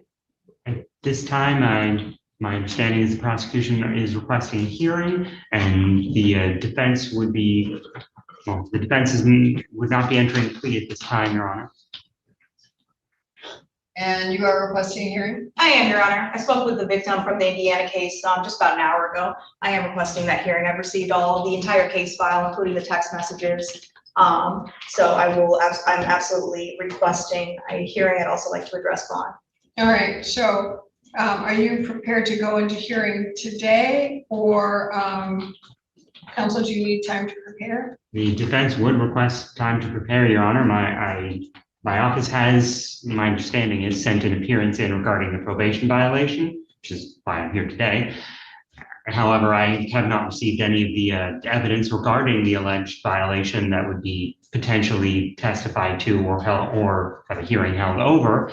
Additionally, I would request if the court is going to set a hearing, I request the court potentially that had set that hearing out, so we can at least have perhaps some more information regarding the court in Indiana regarding how this is going to proceed. Are there pending charges against you in Indiana, sir? Yes, it's a felony 6 intimidation. Okay. Okay. Yep. All right. So on behalf of people, the evidence that you have you shared that with defense counsel? So his appearance wasn't in my file when I came down to court this morning, but I'm happy to, our discovery unit gets mad at me if I just forward emails, but I'm happy, I will make sure he gets everything by the end of today. Hope with the caveat that we have that appearance just because our office requires that. How much time do you need to prepare for hearing? I would request, I guess, at least 30 days, Your Honor, given that I would need to check in with my office as I do note I normally am not handling felony cases or potential probation violations on felony cases. Your Honor, I'm fine if we want to set this a few months out, so long as the defendant remains in custody due to his danger to the community.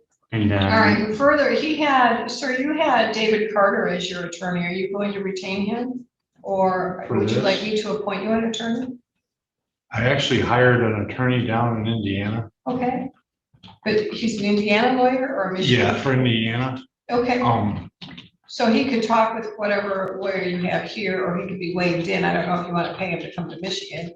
But I guess he could appear on Zoom, but I don't know what your status is here.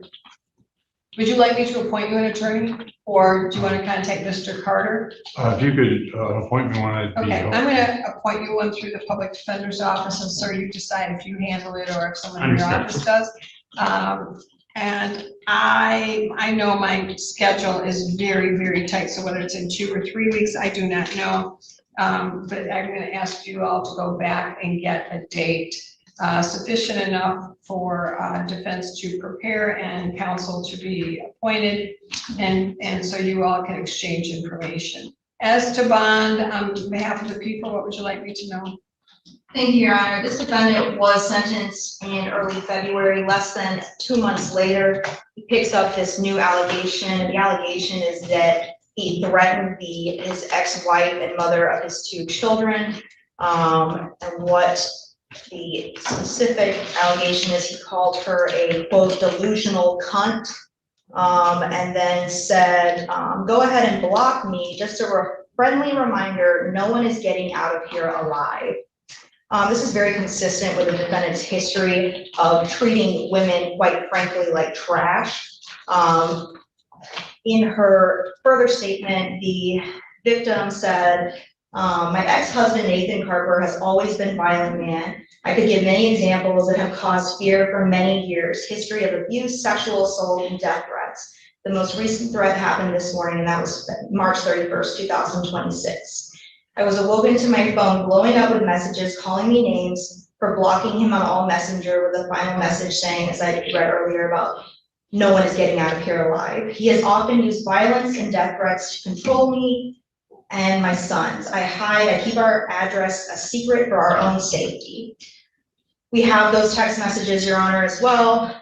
The defendant, even in his jail calls from May 8th, said that he doesn't even deny that he sent this. He says that they were cropped, and so there's some explanation, I guess, for it, which is fascinating. If Your Honor will recall, back on this case, I had filed an other acts motion detailing his history with women for several years, including a 2021 case of felonious assault. He was actually on probation for that case when he picked up this rape case here.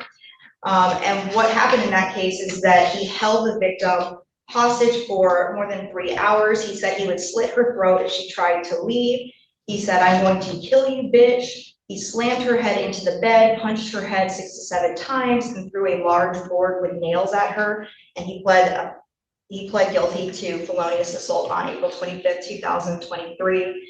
He had the other acts motion I brought to this court was an incident that happened on February 21st, 2018 with his ex-wife, Melissa Carper, who is different from this other ex-wife for this new case, where he threatened her cat with a shotgun, saying to her, it's either the cat or it's you. So, Your Honor, that's 2 other instances that it comports exactly with the kind of behavior we're seeing here again. I would point to another incident. He did another other acts motion for one of his female friends. I believe her name was Karen. Let's see, Karen Jones, and how she discussed how he stalked her, terrorized her, and that he, to the point of her needing to fire a shotgun at him to protect herself and her home. He has a long criminal history. He just can't stay out of trouble, quite frankly. He's a danger to the community, and more seriously, he's a danger to women. The way he treats women is disgusting. He is terrible to women. And Your Honor, at sentencing, you said you are out of jail time, sir. You're out of jail time. This is a gift. This is a gift. You could be going to prison right now. You have spent 700 days in jail. And what does he do? He laughs in the court's face, and less than 2 months later is sending his ex-wife and mother of his children, calling her a delusional cunt and giving her death threats. That is not someone that is accepting of a probation sentence. This is someone who is not going to change his behavior. He has shown us exactly who he is, even when we gave him the opportunity to do everything right. He was given a gift.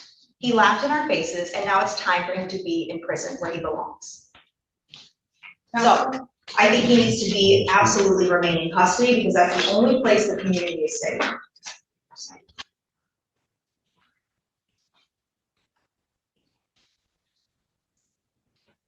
Your Honor, can I speak, please? Well, your attorney, I hear him, is Yep. vehemently saying not to say anything. So before you decide to speak, sir, let's have your attorney talk, and then we'll have a chat about that. Counsel response. Regarding this, Your Honor, regarding any instances of past acts, I can't necessarily speak to those.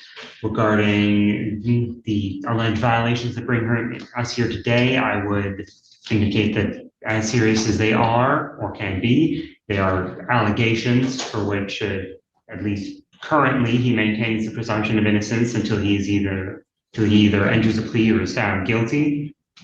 I would simply ask if the court would consider setting some kind of bond, something that he can potentially be able to post so that he can try and get the case in Indiana resolved, Your Honor. Thank you. Sir, anything you say or write can be used against you. If you think that Indiana is stupid and they won't look to what Michigan's doing, you are wrong. There are compacts between courts and states, and we exchange information all the time. Law enforcement communicates, regardless of whether it's a local sheriff or the FBI or state police. There's communication between prosecutors. So be very, very careful, because the one who steps on your rights isn't going to be me, it's going to be you.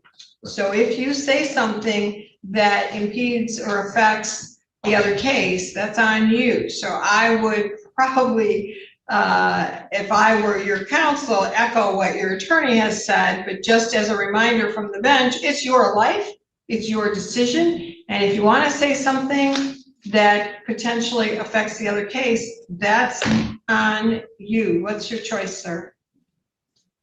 You want to remain silent, or would you like me to know something?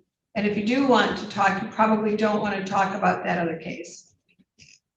Your Honor, I would just like a chance to I would like a reasonable bond, at least have the chance to go down there and fight with the evidence that I have on my phone that I've already hired and discussed with an attorney, that I feel more than confident getting resolved in my favor.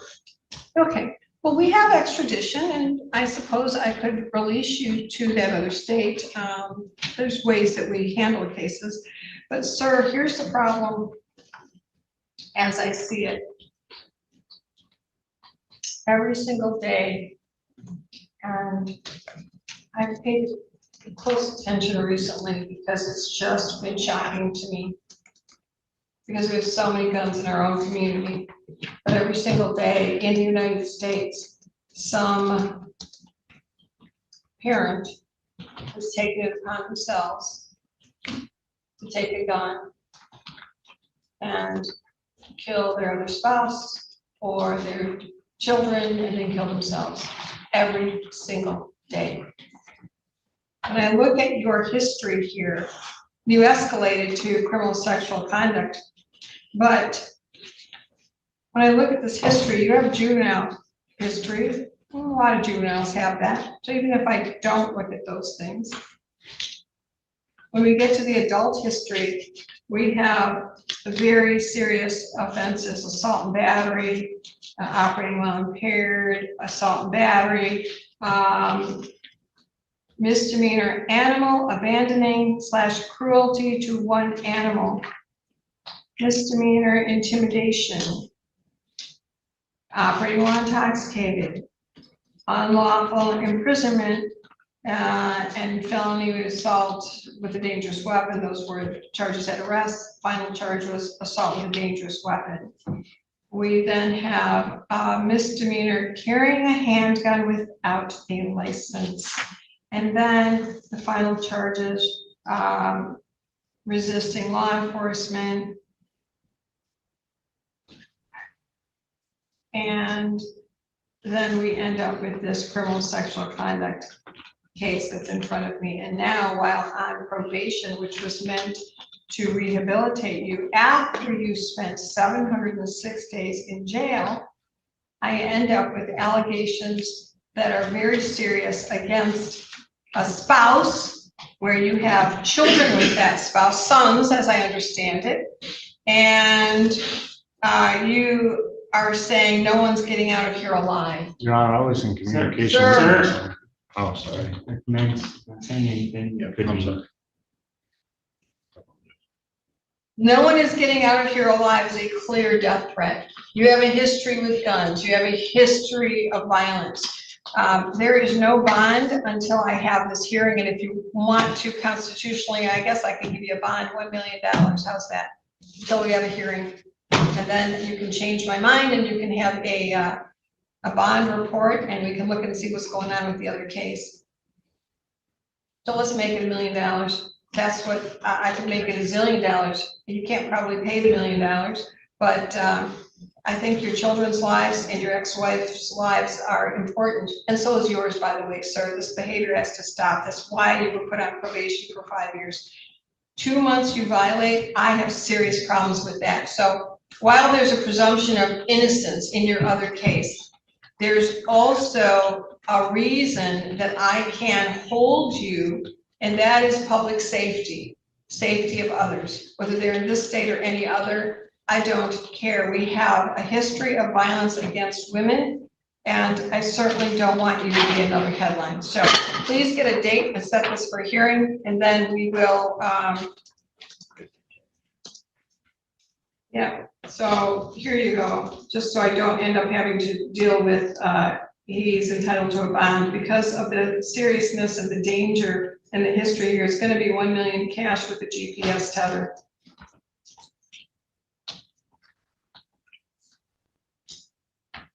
No contact with any victim, no weapons. And of course, the rest of the probation terms that are already in place.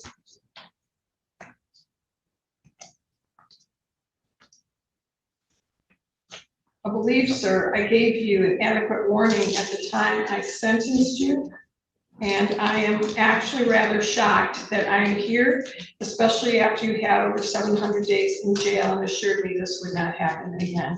So there is a presumption of innocence. I am erring on the side of public safety. On behalf of the people, you'll get a date.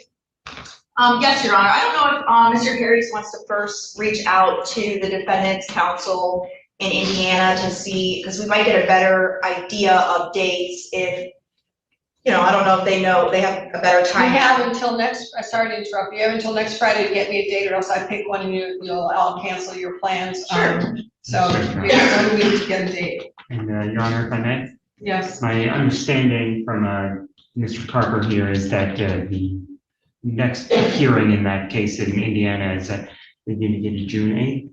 Yes. Great, well, you all figure it out, we'll figure out this hearing. Understood, Your Honor. So no contact with any victim in any state and, or any witness.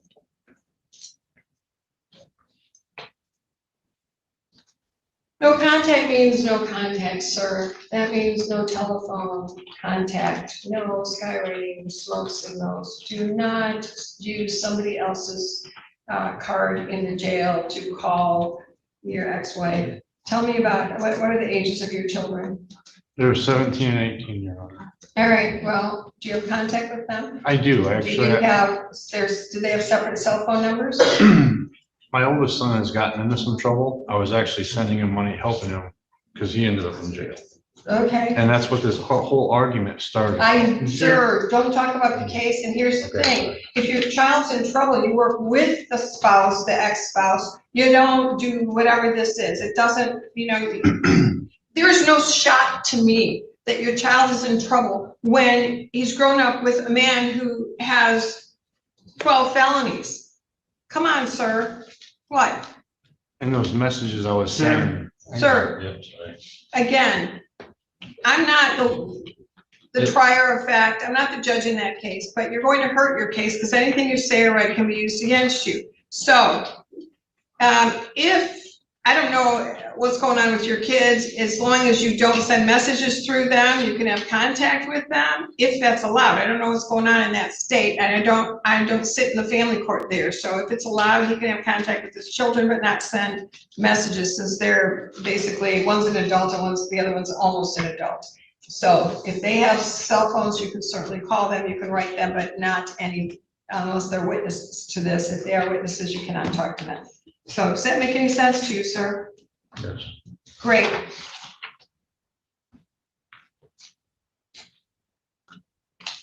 I'll look for a date within a week, or else I'll set it myself. I'll see you soon, sir. Thank you. It's all for the record.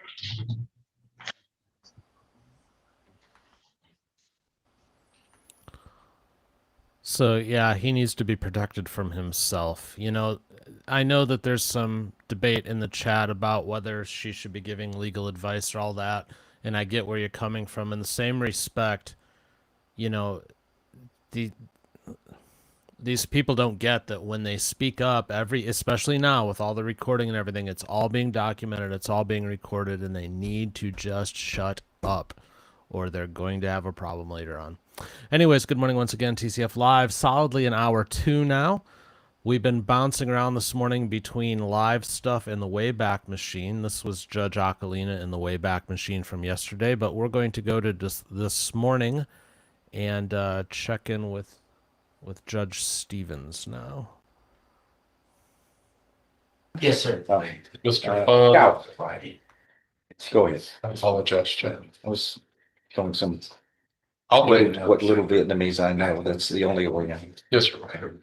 I try to show respect to everybody. Mr. Feng and Mr. Yang are co-defendants in the same matter. Mr. Feng and Mr. Mr. Okay, the Mr. other Floyd? person, Yang is the other person, and they're co-defendants? Co-defendants, and I'm keeping them together, Judge. Today, I'm hand delivering a cell phone download to both attorneys. I just gave Ms. Live her copy, and but in fairness, they're going to need a little additional time to review that before these matters are ready for announcement. All right, what's going on in Harris County? Are there other cases in Harris County? Yeah, actually, he was in probation for Harris County case, and then 2 days ago, he was reinstated into the probation program. Is there a motion to revoke probation filed or anything? No, he's still in probation now. Okay. What is he on probation for? Doesn't show. Some case related to fake ID. Does this have anything to do with that? Not to my knowledge, no.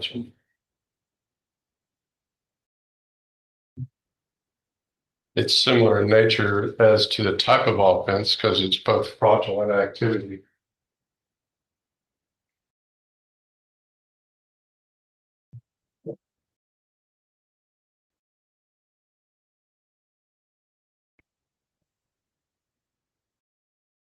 Lord, this attorney has provided some additional documentation to us today in an effort to try to convince the state about their defense on this matter. We're checking into that, Judge, to see whether or not that exonerates him or not. So we need the additional time for that as well.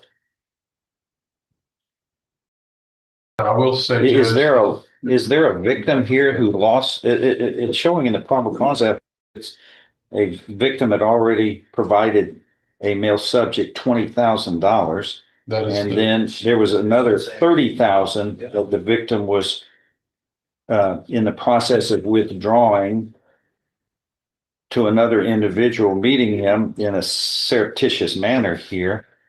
I mean, how much is the victim out right now? 20,000. Luckily, law enforcement got involved before he turned over the other 30,000. What's this all? It was a scheme in which the victim was duped into believe the scheme was that there was a claim that $50,000 was wrongfully given to him. So the individual that was on the phone with our complainant convinced him to give back some of the money so that it wouldn't get in trouble. That was the basis of the scheme. And Mr. Dewitt actually went and got the 20,000 and turned that over, and then they continued to try to collect the remaining $50,000 that never actually transferred one way or the other. What's the age of Mr. Dewitt, the victim here? He is in 53. Is his date is the year. Give me a moment to do the math there. He's close to 75 years. 72? Thank you. Yes, sir. And that's part of I'm checking. Does this defendant have cases in other courts? Does he have cases in in Harris County? Yes. This defendant was on deferred adjudication for a third degree, the one that you mentioned. For what? The third degree of what? Similar? Tampering with government records project. He was placed on deferred 4 months before this particular incident. Out of Harris County? Correct, no. He was initially charged as a second degree. It pled down to a third degree felony, placed on 4 years on April 9th. Okay. 2025, and this offense was August 19th, 2025. What's his mom? Please.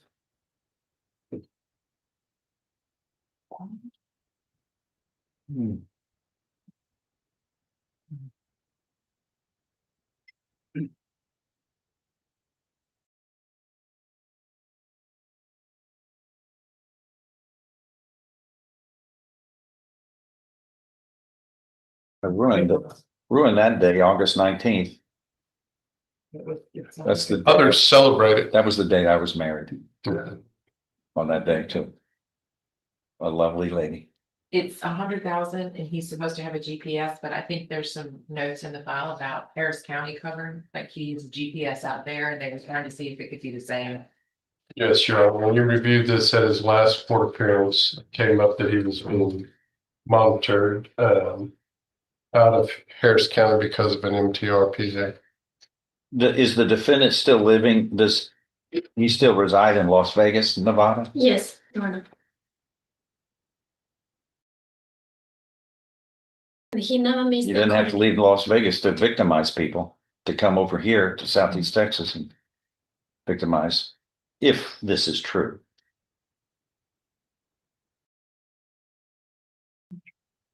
What are we going to do today? This kind of case obviously has an attention of this court. Any time citizens have somebody's accused of fraud, which is what this is, I want to move this quickly. I'm not going to languish and lollygag. We're going to move forward.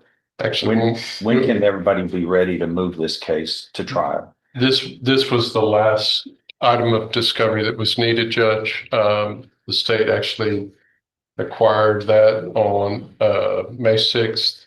And since both attorneys are out of town, I'm just doing the courtesy of hand delivering it to them today.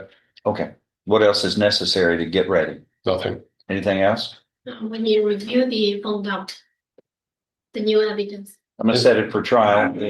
I'm gonna, what are trial settings now? August 3rd. That particular week, I'll be attending the seminar, but I could. Following week? The 17th. I'm sorry? August 17th would be next available. August 17th, set for trial. Get ready. That is all. Get a resetting. Can continue to communicate with me, man. We're checking that. Marvin, when you're ready. Yes, sir. I've already. Okay, come on up. Thank you. Not for this group. Which one, please? It's the life for probation, so. And you don't need that, I don't get the honest. I'll feel useless. That's all, Marvin. You can't take part of this. We'll need Donald Barnes. Tell you, the back, if I did the apple things. But they were on the old cases, you know, tag, so. It's TCF Live on a Super Friday, friends, where your host is currently pinned down by Ellie. Oh, maybe not. I guess she's moving now. Anyways, we're going to continue to ride with Judge Stevens for a bit. Marvin, pick it on. So we have a motion to revoke probation in one case and a new case in the other. Yes, sir. Two cases are now called 23 CR 826 and 25 CR 877. The state of Texas versus Donald Barnes. That's you? Mr. Barnes? Okay. And you were here with Mr. Lewis, your attorney and the state's attorney. Does the defendant waive formal readings of the motion to revoke probation in one case and the newer indictment in the other? Can we proceed in summary? You can, Judge. Let's do them. I'm dismissing the newer matter, Judge. 877? No, 877 is. Isn't that the newest matter? Yes, sir. I'm sorry. Yes, sir. What's your final answer? My final answer is I am signing the dismissal on 25 DCCR 0877. You don't want to change your mind? No, sir. I'm not. I'm already done. I'm locked in. Oh, 23 CR 826. Yes, sir. In summary, sir, and by the way, raise your right hand. Do you solemnly swear or affirm any statement you make during this hearing shall be the truth, the whole truth, and nothing but the truth, so help you God, sir? Yes, sir.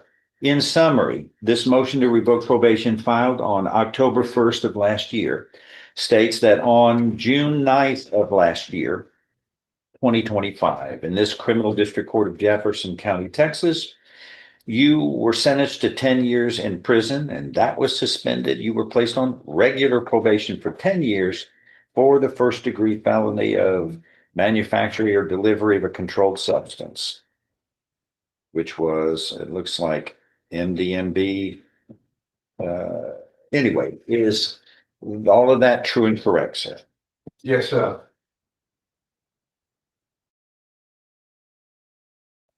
Are you kidding?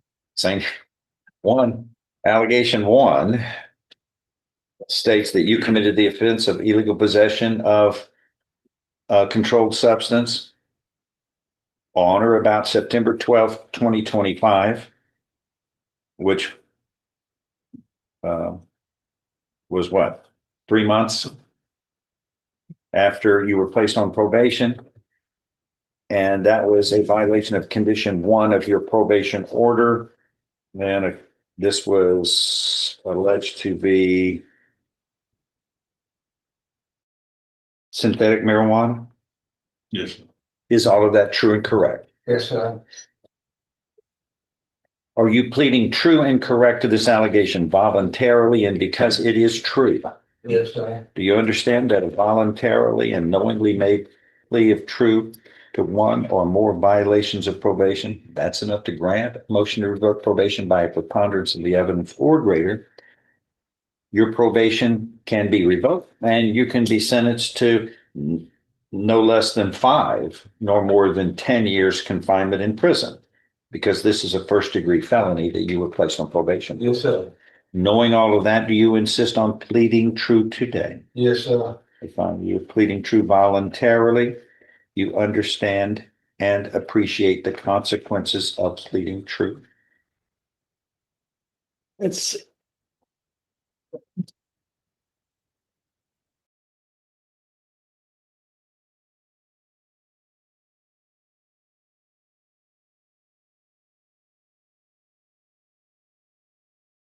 open. Okay.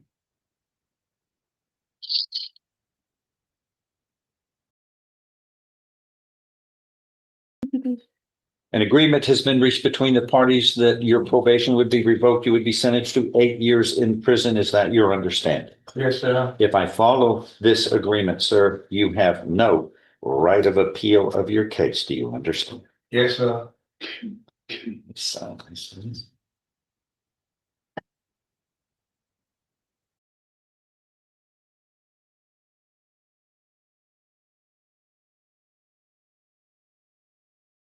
Show you what's marked as State's Exhibit 1 there. Did you sign that document voluntarily, understand it, discuss it with your attorney, or the contents of State's Exhibit 1 all true and correct? Yes, sir. State's Exhibit 1 is moved into evidence without objection. It is, among other things, sir, this states that you were waiving all rights of appeal if I follow this agreement, which I intend to do, okay? Yes, sir. Anything else to add? No. I will make the following findings that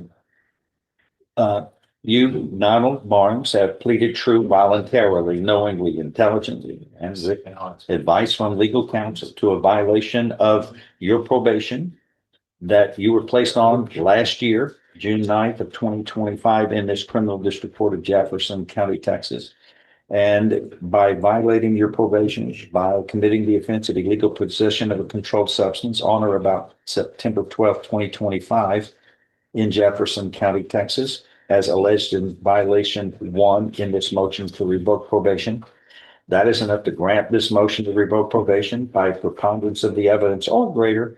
Your motion, the motion to revoke probation is hereby granted and your probation is hereby revoked. Earlier in that case, you had pleaded guilty voluntarily. You were mentally competent to do so. You understood and appreciated the consequences. There was sufficient evidence supporting your guilty plea from State's Exhibit 1 admitted at your earlier plea hearing in this case, when we placed you on probation on June 9th of 2025, to find you guilty beyond a reasonable doubt. Now that your probation is hereby revoked, I find you guilty, and actually, I duplicate and reaffirm our earlier finding of you being guilty of this underlying offense, the first-degree felony of illegal possession of a controlled substance that you were placed on probation for. Your probation is revoked. I am following this agreement. You were hereby sentenced to confinement in the institutional division of the Texas Department of Criminal Justice prison for a term of 8 years. Do you understand what has happened today? Yes, sir. I have a second case before me. And this is 25 CR 877, a motion to dismiss by agreement of the parties. The court is signing this at this time, and that case is hereby dismissed. Marvin, anything else to add? No. All right. Thank you. Good to see you. You too. Be careful going back. Thank you. Yes, sir. Barbara, thank you for gifting the membership. I very much appreciate that. Let's go back up to Judge O'Donnell in Ohio. Let's do that.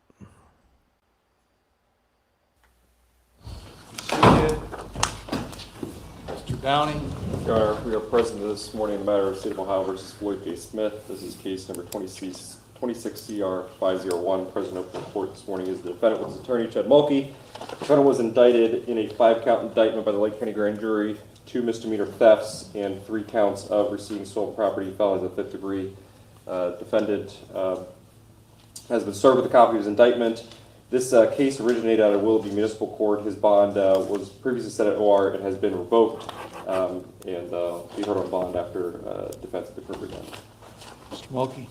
Thank you, Your Honor. All those recitations by the state are accurate. Today, my client would acknowledge receipt of the indictment, waive any defects in time, manner, or place in service of that indictment, waive its reading in open court, enter plea of not guilty to all counts contained in the indictment, Your Honor, and then respectfully, we would ask to be heard on bond. All right, not guilty plea will be entered as to bond. Thank you, Your Honor. I consulted with my client today regarding several positive steps that he is taking in his life to not only resolve this matter, but certainly to show up for court to do so. So we would ask this court, quite simply, to reinstate Mr. Smith's bond, and here's why, Judge. He has goals for himself, including pursuing a culinary arts degree and skills at Edwin's Culinary Arts School. He's taken the trouble to procure and write all this information down. That's on Cedar Road in Cleveland Heights, Ohio. Furthermore, he graduated this year. He represents to me from a CBCF at the McDonald Center on Croton Avenue in Cleveland, Ohio. He is receiving and on his medications right now. Furthermore, Your Honor, he has presented me with a 12-step program that he is working on. He is filling out the step 1 questions currently. He was taking an active role in getting control of his addiction, which led to these charges here. Also, Judge, he has he's got a voucher that expires in 30 days. I think there's some issue with him getting access to some food with that voucher. If the court has any questions, certainly the court can inquire my client as to that. He was on Wellbutrin and Trazodone. He's also been in contact with Lake House for further treatment. And he does have a sponsor through Narcotics Anonymous who can provide him reliable and consistent transportation to his further court appearances. On the date that he missed in Willoughby, where his bond was revoked, he was in contact with me. There was an issue with finding some supervision for children. We had a heart-to-heart on that matter, and he certainly understands that his kids do not have the power to put him in jail, but judges do. And so he will come to court. He will come to court clean. He will come to court on time, Judge. For those reasons, we would ask the court to reinstate his recognizance bond. He also knows that if he doesn't show up to court, the stakes are different, and that the charge for not showing up to court is a higher level degree felony than the one that he has been charged now, and very easy to prove that somebody has not come to court for a 4th degree felony, which carries up to a 1.5 years in prison, Judge. Thank you. Mr. Downey? Thank you, Your Honor. The facts alleged in this case, the defendant stole a misdemeanor amount of goods from the Giant Eagle in Willowick. He was trespassed from that store. 2 days later, he was found doing the same thing at Mark's in the same shopping plaza just the other end. He was arrested. He was also found with numerous credit cards that were stolen belonging to somebody else in his person, which is the basis for the felony RSP counts. He had his initial appearance on February 3rd of this year. His bond was set at OR by Willoughby Muni Court and was given a date to appear a week later for a preliminary hearing. He did not appear for that preliminary hearing on February 10th, and his bond was revoked. He was not arrested on that warrant until March 31st, and the basis for his arrest is that he was found at that same Giant Eagle again, which he was trespassed from, and so he was charged with a misdemeanor trespassing offense. The defendant also has a lengthy history for numerous theft offenses dating back to 2000. He has 4 separate prison numbers, his most recent case being in 2024 for attempted weapons at our disability and aggravated theft, which were felonies. Has numerous parole and probation violations, given the fact that he was previously given an OR bond and was not able to appear at court, and in addition was not then arrested until he committed an additional crime in his criminal history. I don't believe that an OR bond in this case would be appropriate, and I'd ask the court to either keep bond revoked or set bond accordingly. All right, the bond will remain revoked. All rise. Ashley, 10 gifted memberships. Thank you so much. For those of you who are new here who might not know Ashley and what she does for this channel, she is the de facto court reporter for TCF, the record keeper, the historian, appears on Sidebar for us, and she does all of this just out of the goodness of her heart. It's not a paid position or anything, but she is very much the backbone, heart, and soul of what we do here at TCF. So, Ashley, thank you for all of that, for everything you do for us. Let's go back to Judge Stevens. I'm ready to move forward on all the Let's go administrative forward. stuff, and I'll ask for 23. recess as to the end. 23 CR 2013 is called the State of Texas versus Kiana Kincaid. Is that you? You're present with Mr. Turk, your attorney, and the state's attorney. Raise your right hand. Do you solemnly swear or affirm any statement you make during this hearing shall be the truth, the whole truth, and nothing but the truth, so help you God? Lower your hand. Does the defendant waive a formal reading of this first amended motion to revoke probation? Can we proceed in summary? Yes, Judge. In summary, this motion to revoke probation filed on March 24th of this year states that on July 14th of last year, in this criminal district court of Jefferson County, Texas, you were sentenced to 10 years in prison. That was probated and you were placed on probation for 10 years for the third-degree felony of evading arrest or detention with a motor vehicle. Is all of that true and correct? One states you committed the offense of abandoning or endangering a child on or about November 30th, 2025 in Jefferson County, Texas, in violation of condition 1 of your probation order. Is that true or no, or untrue? Untrue. 2, you failed to immediately report to the probation office your new arrest, which is a violation of condition 9 of your probation order. Is that true or untrue? True. Are you pleading untrue to all of these? Is there anything you want to plead true to out of the 9 violations alleged? Because you can do that and then the state will have to present evidence. Is that what you want? Untrue in all of these? Not quite. Okay. 3 states you failed to provide verification of performing community service hours as required. Is that true or untrue? It's true. 4 states you were at a location other than your residence, and this says his, I'm sure it was meant to be her residence at approximately 11:51 p.m. on November 30th, 2025, which was a violation of your curfew restrictions, which is states that you must be inside your home every day between 10 o'clock p.m. and 6 o'clock a.m. Is that allegation true or untrue? That's true. It's me working at that time. Yes. Ma'am? I was working on that at that time and on that day. Okay, so what does that mean? Were you either in your home or not? Did you have special arrangements made? Because this says be in your home. It doesn't say except for work, does it? Actually, I think it might, Judge. It does. Condition 19 does say except for employment purposes. Stand by. 19, I think it said 9, condition 19.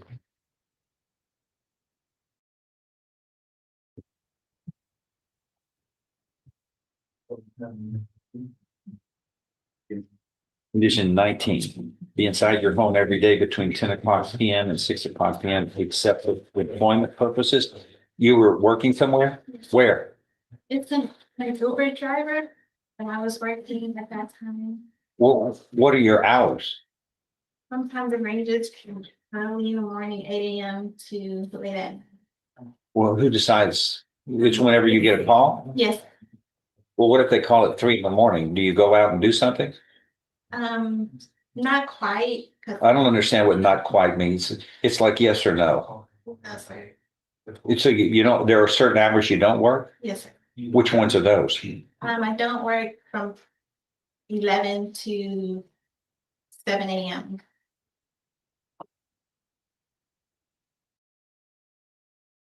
Unless you've had a fire. If you're working for someone, you're taking. Okay. So You're supposed to be in your home every day between 10 p.m. and 6 a.m. But look, if that's what your hours of work are, I don't want to come up here and have parse around with semantics of we're an hour off or around and I was working. If you're 11 to 7, we can change this and modify this to be inside your home every day between 11 p.m. and 7 a.m. Probation officer is telling me that she wasn't aware of this job nor its schedule, Judge. well, I would assume that I'm also you're on. Well, we're in the, Yes, sir. I mean, we can't read your mind. Did the officer know that you were working at that time? No, sir. I just, Well, how are we supposed to, we're not clairvoyant. How are we supposed to know? You signed an order here. It's up to you to follow the order. And if you're going to modify it, if it's going to be modified, it's not you who do it. It's me. And I'm always willing to work fairly, but we've got to be informed. You can't hide the ball. yes. Yeah, because I'm supposed to supervise and she's supposed to supervise, but we can't supervise if we don't know what you're doing out there, which we're supposed to trust you. We can have a GPS device, I guess. We can add that if we can't trust you, so we know where you are at all times. Is that what you want? Yes, sir. Oh, you do that? No, I wouldn't want a GPS device lugging around on my body, but that's what we may have to do if we can't trust you to follow the rules, because I'm not going to revoke somebody for something like this. But here we are at a hearing that we should have known more about it, because you're the one who has everything to lose, not us. And you're looking at 10 years in prison. I'd be awfully certain that my probation office knew any issues that might come up that could affect my probation.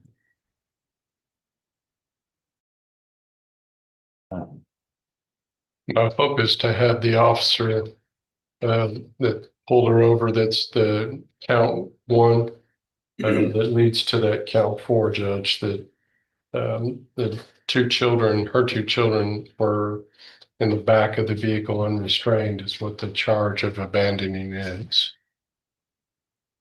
Endangering, abandonment, endangerment issues there, Judge. And we're prepared to argue that the state can't make that case, they can't prove it. The law is such that I don't think. Are we doing something today or not? If I can get the officer there here. Where is the officer? Yeah, I want to remind you that this was set on Monday's docket. No, I'm just asking, where is he or she on the way? Or are we going to have a hearing today, or? I've got an investigator working to try to get them, Judge, but what do you? If I may, Your Honor, this was on Monday's docket and we set it for today, and I've been in trial with you all that time. I did recall that. I'm just making sure the record. I mean, that. Yes, sir. Go ahead. That was almost insulting. I apologize. Judge, yeah, are you ready? Are we ready? If you're not, we'll reset it. Judge, the officer in question worked graveyard last night. We're having trouble getting a hold of him because since this was set on such a quick turnaround from Monday to this week. So we need a recess to get ready. All right, y'all want more time? Something on a reset that y'all can all be ready for. We'll reset this. Thank you, Judge. Thank you, Judge. Thank you, Mo. Jovan Hopkins.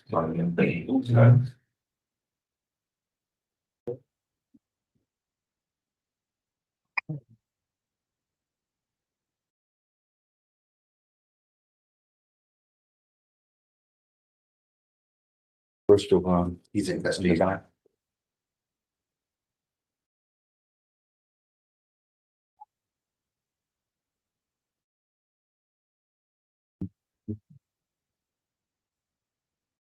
1. This we did do a so-called Elrod after you last time I checked, it was already. I didn't meet you. Then we oops. I'm assuming that was fine that we had. You have both minutes. Okay. This is, I need you to sign here so you can take the supplemental discovery, please.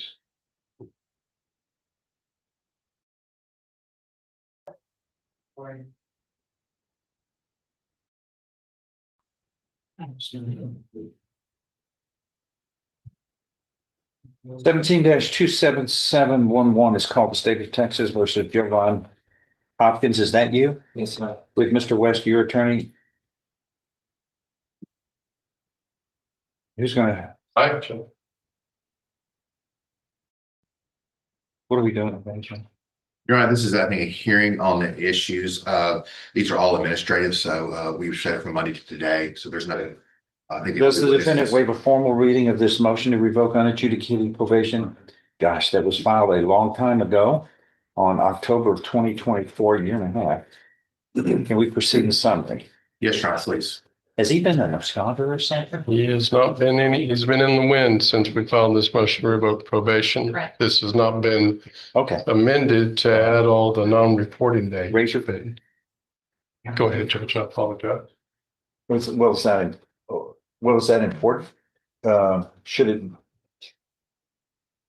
Is that important? I would love to be able to add a non-reporting because he is an absconder, and as it stands with this motion to revoke probation, all you'll currently will be looking at is whether or not he's paid restitution or completed the MRT program. And our argument would be to let him out of jail, abate this, and come back in 3-4 months to see if he's back on track.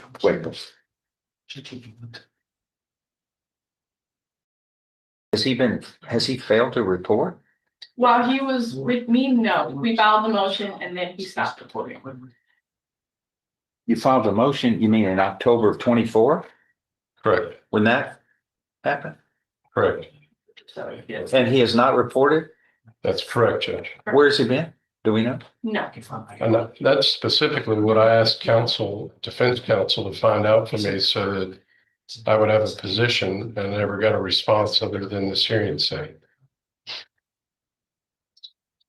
I just wished I had $1 every time I've said this. I'm gonna say it again because I'm building up a cash supply in my mind. If you don't report, you're not on probation. That's the most important thing to do. If you can't do anything else, you got to report or else you're not on probation. You're either on probation or not. Appreciate it. When you don't report on your own, you've taken off. And we're not able to supervise you. That's the first most important thing. You have to be available, present, reporting so that we can monitor and supervise you. Without that, we cannot do that. You're on your own probation, which is not the court's order. So it becomes the most important thing out of all of this. Everything else is under that. Everything flows from that. You can't. You have to be supervised. We can't supervise it by telepathy. We have to do it by in-person actions. Records show that he was arrested on March 28th, 2026. So we've got. When was the last time you had reported from probation? I'm just curious.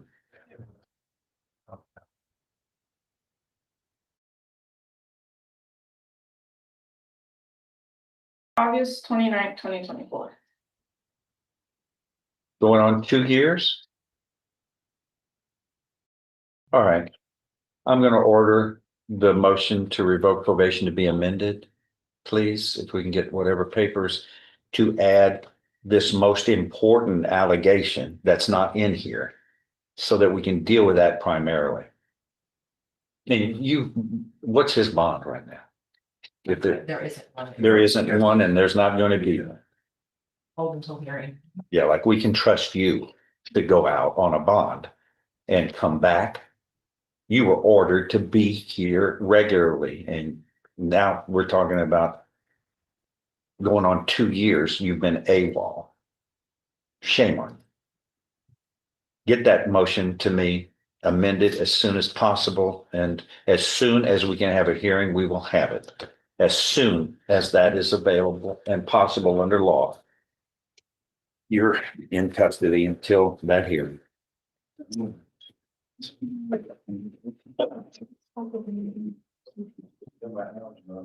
Okay, Zing Shang Yang, please. Come follow. Attorney Brian Zarate present, as well my client and my translator present in the courtroom. Here you go.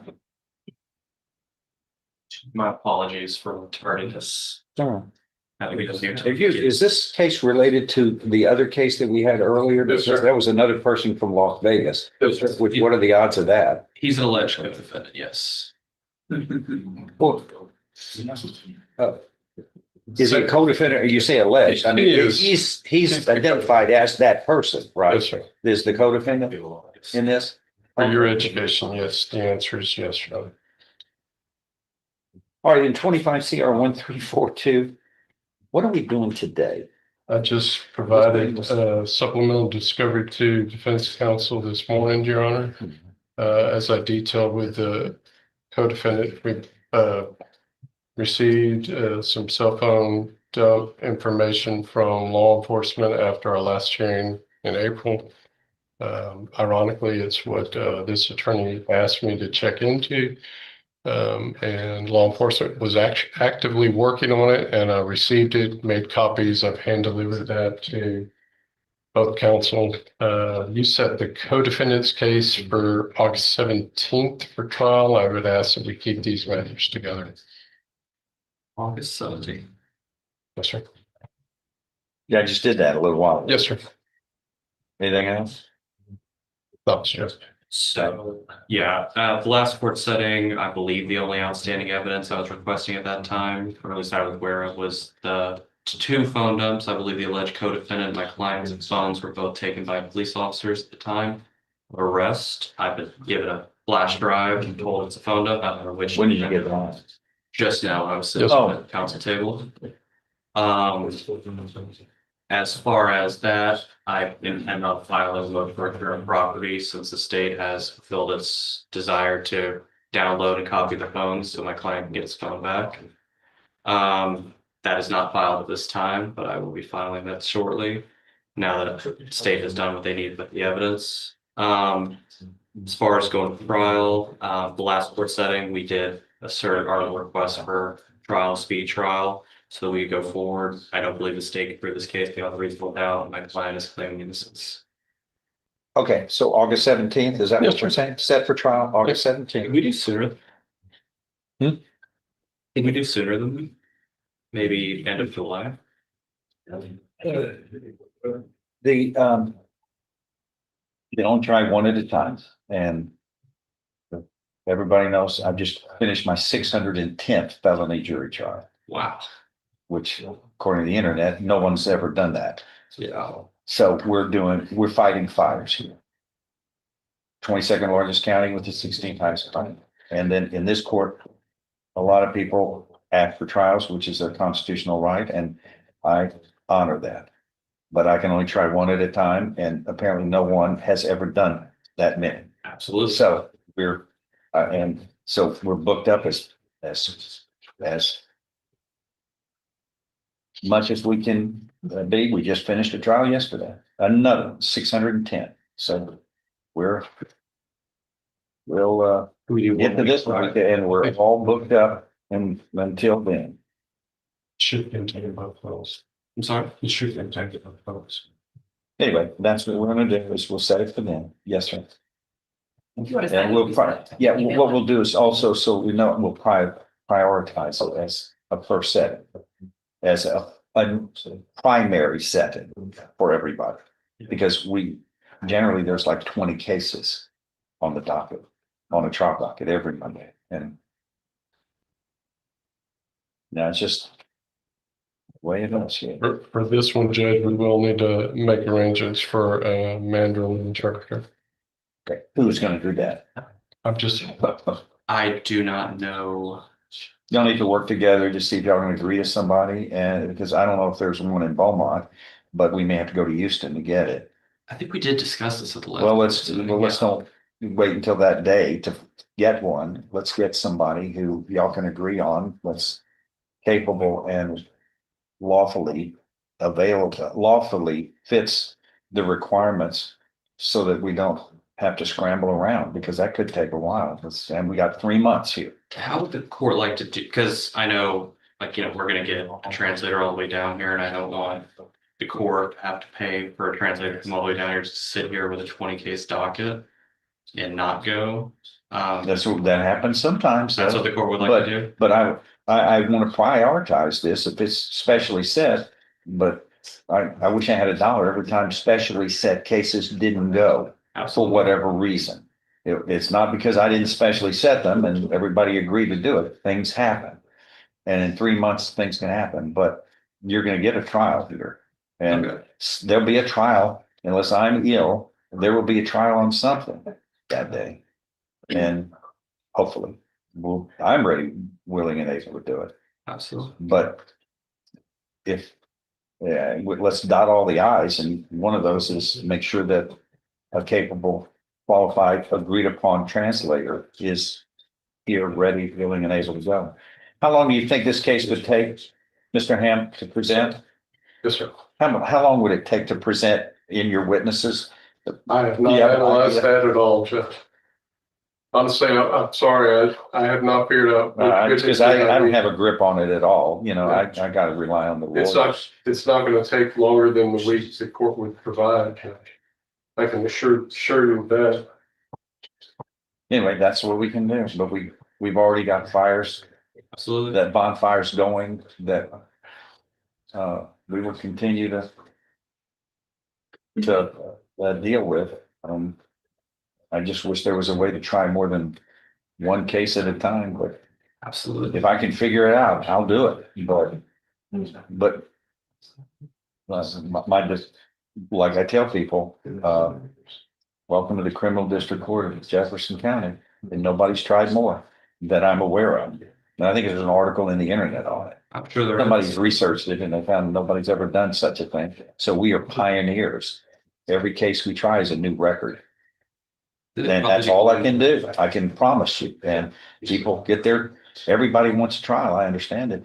But I'm the last person people can complain about, because I know there are courts that don't try hardly anything, Yeah. you know? I'd say the only judge that could probably give you a run for your money would be Judge Andrea Bell.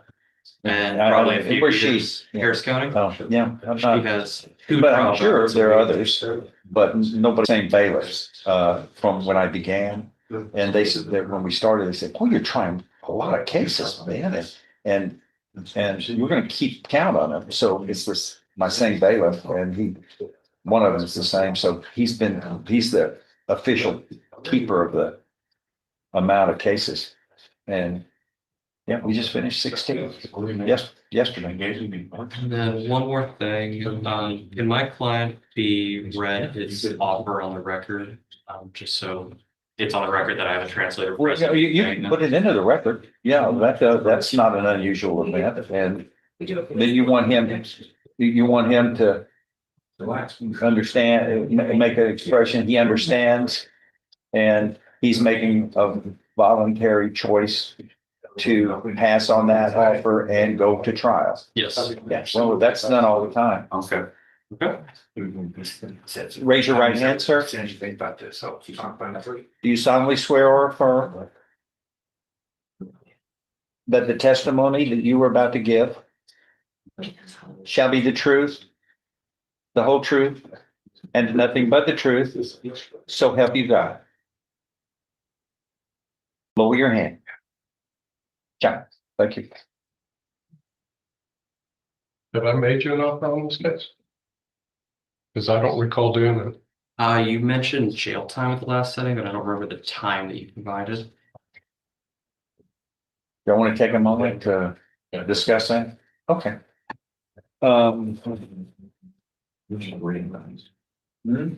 do we have left? Is it Mr. Bordash that's still left? That's all we have? Yes, sir. Okay, well, let's finish this matter. So we can just devote the rest of the time. Yes. I'm sorry. But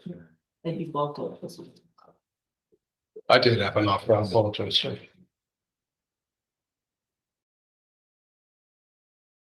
I did have an offer. Are you ready, Judge? The state's offer on this case to both co-defendants is a cap of 5 years. does he know what that means? You can talk to him about what a cap means, because that's a, as you know, it's a variety of options that the court would have, which would include probation. Yeah. So a cap would be, in other words, going to the judge with the state's request, whatever the penalty imposed would be, 5 years. No more than, I'm sorry, no more than 5 years. That would be the most severe.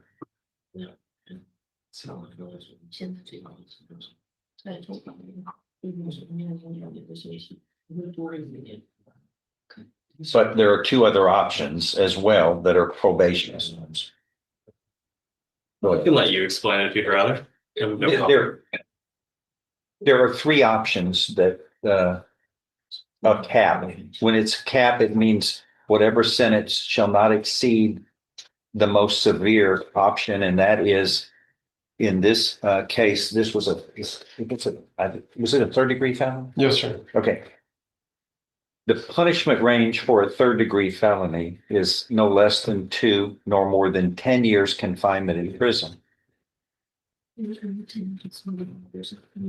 And also, a fine up to $10,000 can also be assessed. A cap of 5 years in the agreement means whatever sentence, even though the punishment range by law is up to 10 years, then with this agreement, the defendant cannot be sentenced to more than 5 years. That would be the highest. That was the verdict.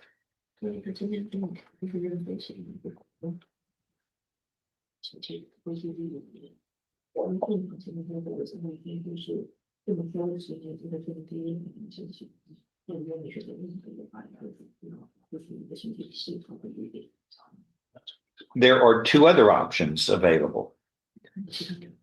Forms of probation, which are not confinement, not imprisonment. One form is what we call regular probation, where someone is found guilty, sentenced, in this case, to no less than 2 nor more than 5 years confinement in prison with a cap of 5. And that confinement would be suspended, and I could place you on probation, and I could place you on probation for up to 10 years in length.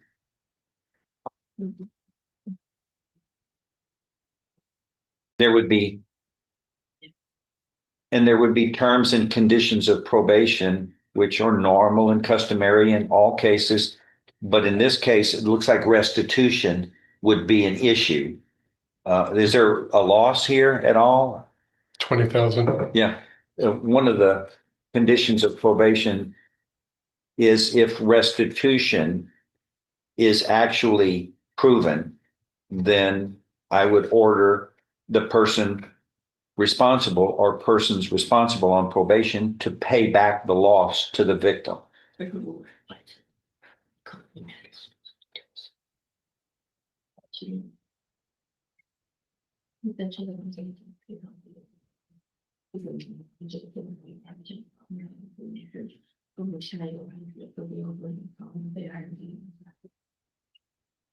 If you failed on probation, then your probation could be revoked. If you failed to perform the conditions of probation, it could be revoked, and then you could be sentenced by the court to up to 5 years in prison if that happened.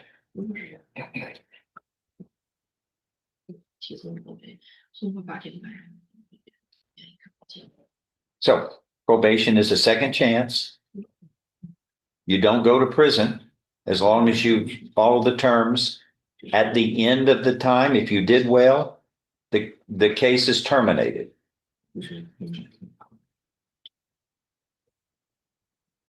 But you have been found guilty, and that could affect future. You've been found guilty of a felony in that case, and that could affect job opportunities, maybe. Citizenship. Maybe, I don't know. Now, there's a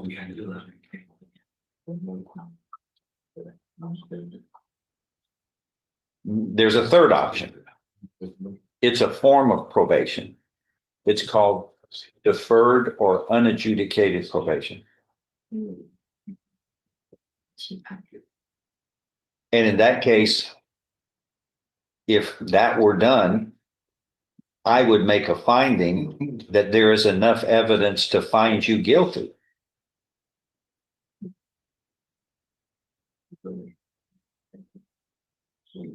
But But I would defer or postpone any finding of guilt as long as you follow the terms and conditions of probation. If you did that, at the end of your probation, the case would be dismissed.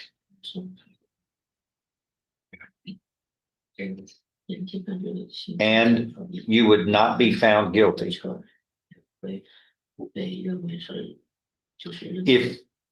If you failed on deferred probation, your probation could be revoked, then I could find you guilty and you could be sentenced up to the cap, in this case, up to 5 years in prison.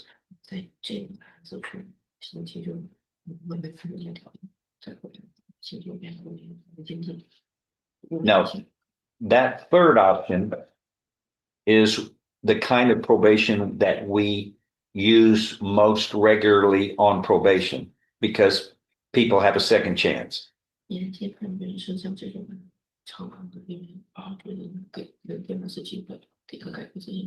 But they have to perform probation properly, or else their probation could be revoked. So deferred or unadjudicated probation, if you do well, the case is dismissed, you move on and you're not found guilty.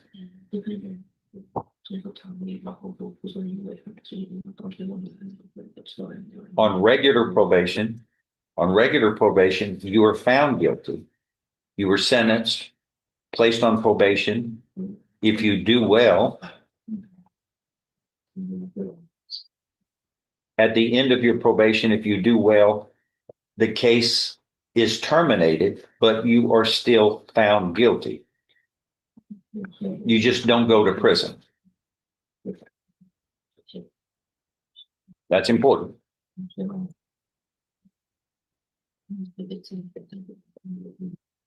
And then again, the final option is prison.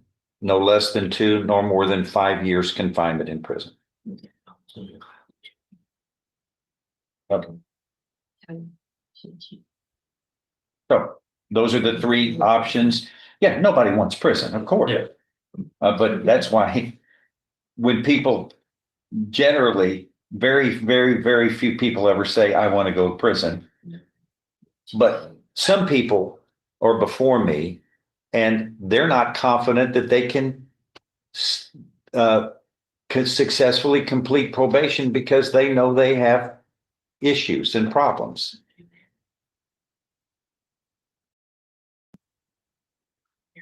But out of the people who are placed on probation in my court, 93% are successful probationers. 93.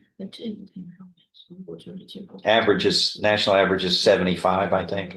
It's very high. 93 is very high because we have a good probation office that work with the defendants because we don't want to see failure. And we're very proud of that. That's good for the probationer, good for everybody. The important issue here, I think, in this case is restitution. And that's generally the most important issue in all theft cases. We're going to make sure that the person who's victimized gets their money back, whatever they lost. That's important. That's all, and that's what's right and fair. So those are your 3 options, and your attorney seems like a smart man, and he'll help you understand the good and the bad on each of those, and what decision will help you in giving you information so you can make the right choice. Now, we're not going to do that today. Absolutely. So what do you want to do today? I just wanted my client to be made aware on the record what his current offer is, and a record present that he does have a translator present, ensuring that that has been conveyed. I've seen some appellate cases where that can come up. I want to make sure we're getting ahead of anything like that. and that my client wants to proceed to trial at this time. I'm unaware of this. We're gonna set this for trial. If you want to decide to plead guilty and make a deal, maybe on those probation offers or whatever, let us know, because we have a lot of cases on trial.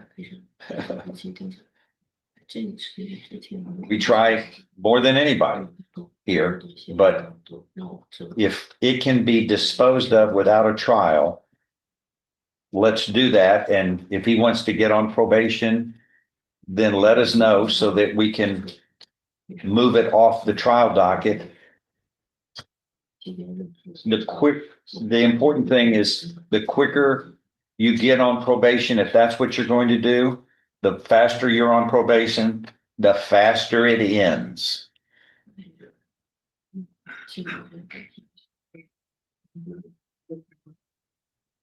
Delays in this court don't help anybody.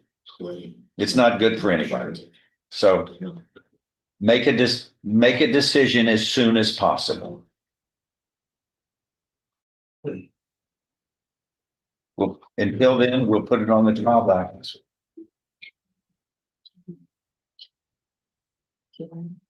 Anything else? Nothing further from the defense. Thank you. Thank you. Please get a resetting.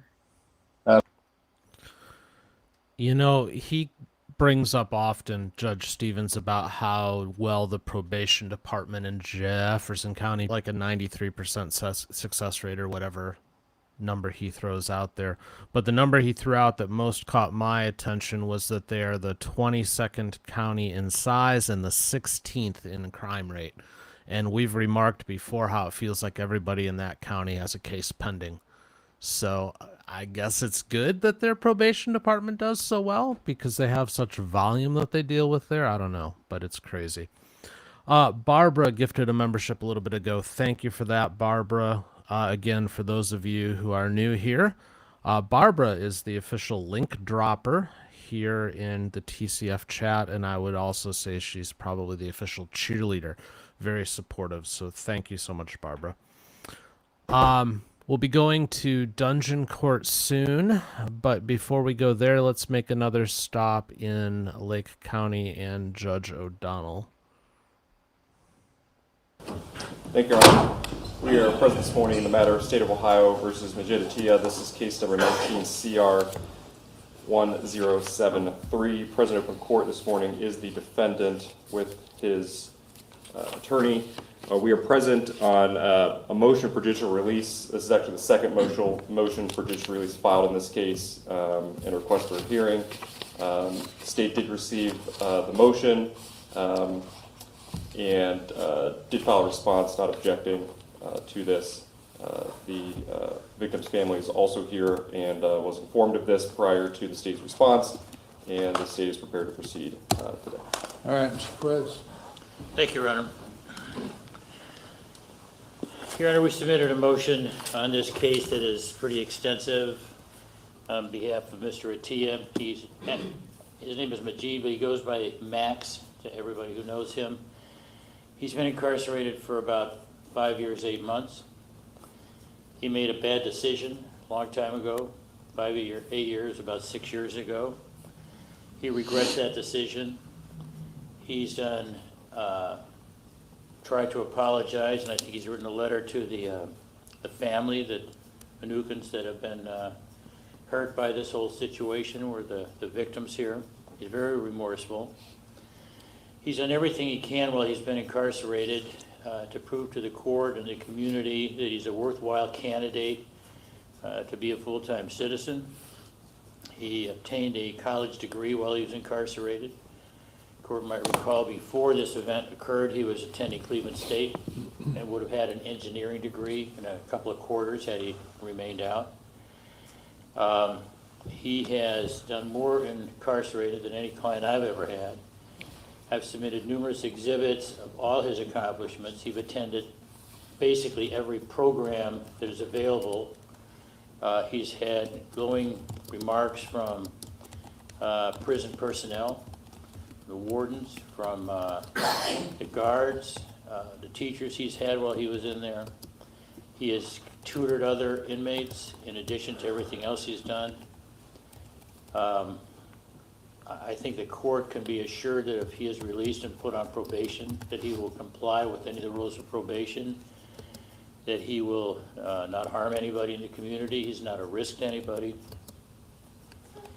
So there's so much I could say about him. I mean, I've submitted an extensive motion with all his accomplishments, all his certifications, all the support he has in the community. His family and other community members are here in support of him. I'm very impressed with him, with what he's done since this incident. I'm impressed with how remorseful he is, how well he understands what he did was wrong. And he is genuinely remorseful.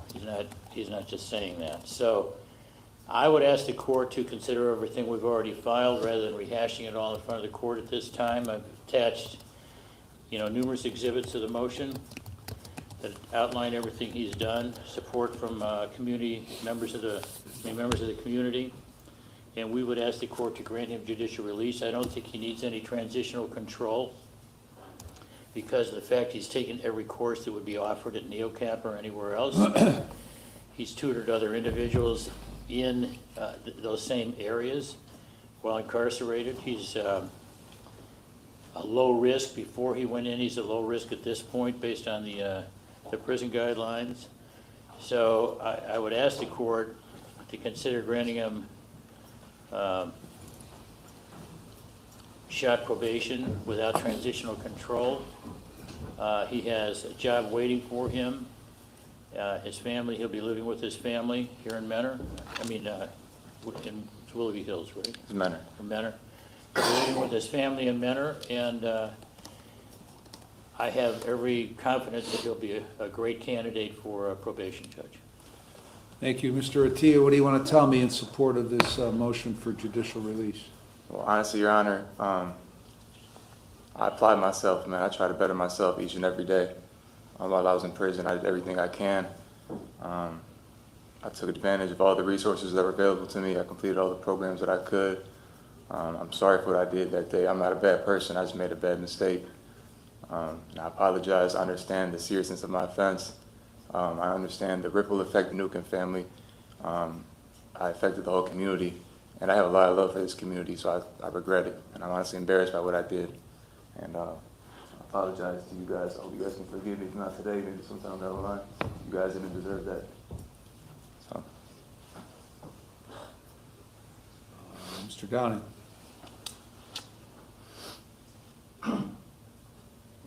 Your Honor, the victim's family is here, and I think I want to give them an opportunity just to make a brief statement. All right, just state your name for me, please. Joe Finucane. Your Honor, our family trusts the court in this regard. Whatever decision the court makes, we'll be okay with. All right, thank you. Go ahead. Your Honor, in reviewing this motion for judicial release, I had extensive discussions with the victim's family, the police, and our response in this case was not taken lightly, given everything about this case. But ultimately, I think what Mr. Finucane just stated is exactly how the court feels, or exactly how the state feels as well, which is if this court determines that judicial release is appropriate, the state doesn't want to stand in the way of that and trust the decision of the court. We noted that in our response, not objecting, and so we defer to the court, obviously, on this. All right, thank you. Okay, I've gone back and reviewed the pre-sentence report and the victim impact statement. The docket in this case, and I remember the trial well, it was in 2020, I believe, the fall of 2020. And what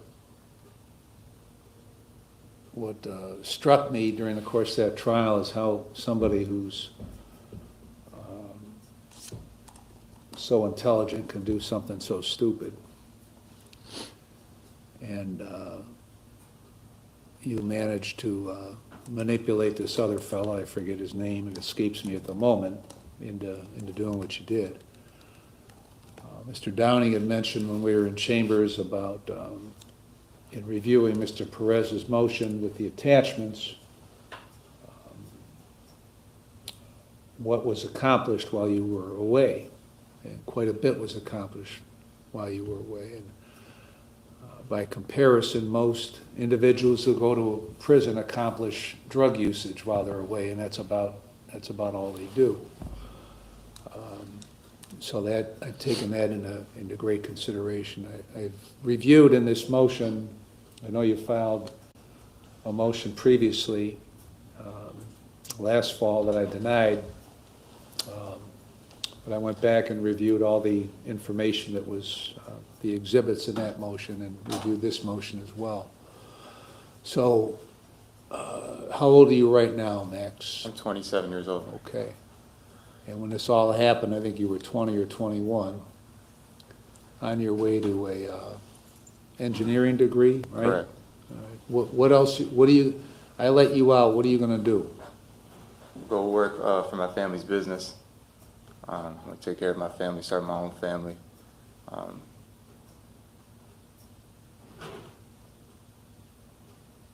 I'm thinking about going back for my chemical engineering degree too.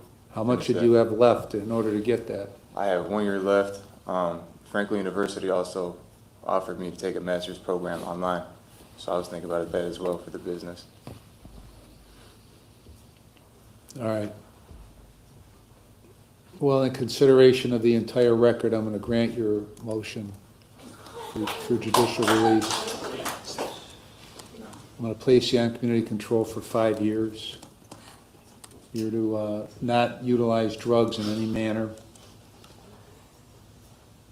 including marijuana, which in Ohio may be legal, but you're not to use it.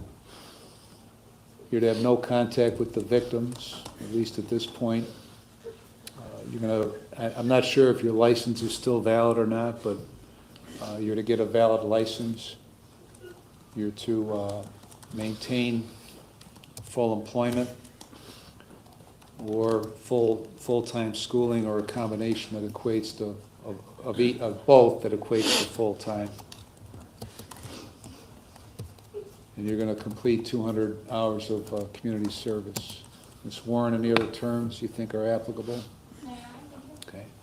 You understand the terms? Yes, sir. Okay, if you don't comply with the terms, the state will file a motion to terminate your community control, and if it finds you violated, there's another 2.5 years or thereabouts left, up to another 4 after that. So when I sentenced you back in 2020, 5.5 years ago, and I looked at your record, you had no record. Okay? And I gave you the definite minimum I gave you of 8 up to an indefinite 12 was the most you can get as an indefinite minimum, and I did that for a reason. Okay. So here's your opportunity to avoid any more of that stuff. Thank you. Anything else, Mr. Downing? Just ask for an additional condition of no contact with the co-defendant, Dewan Lewis. No contact with Lewis either. Mr. Perez, anything further? No, Your Honor. All right, we're adjourned.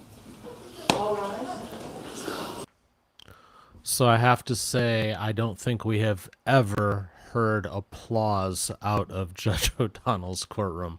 A lot of swearing, but never applause. So different kind of moment out of Judge O'Donnell. About to enter the last half hour here at TCF Live. Lindsay gifts 5 memberships. Thank you, Lindsay. So again, I've kind of been giving bios this morning for the new people. Lindsay is,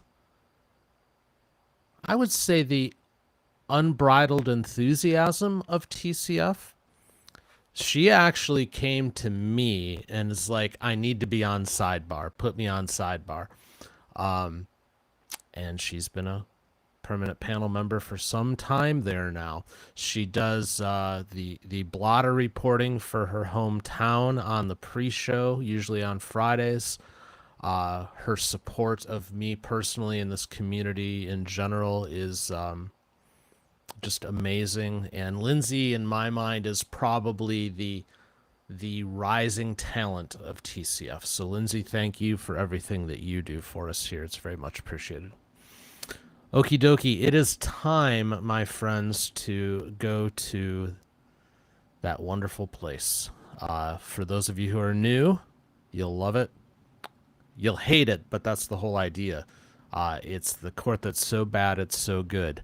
The blood red carpeting, the Soviet Cold War era lighting, the eternal wall of tears behind the judge, the faint screams from the background, the printer that never stops running, the overmodulated microphones across the courtroom, the grumpy judge.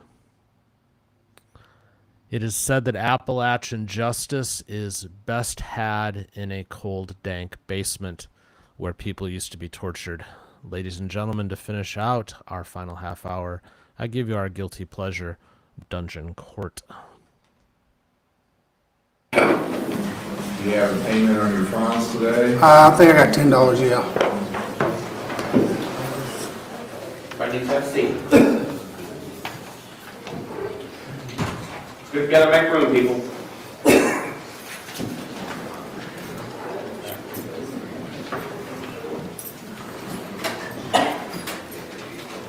Okay. See the clerk to make your payment, and I'm going to set your next hearing for June 15th. June 15th? Yes, sir. Thank you.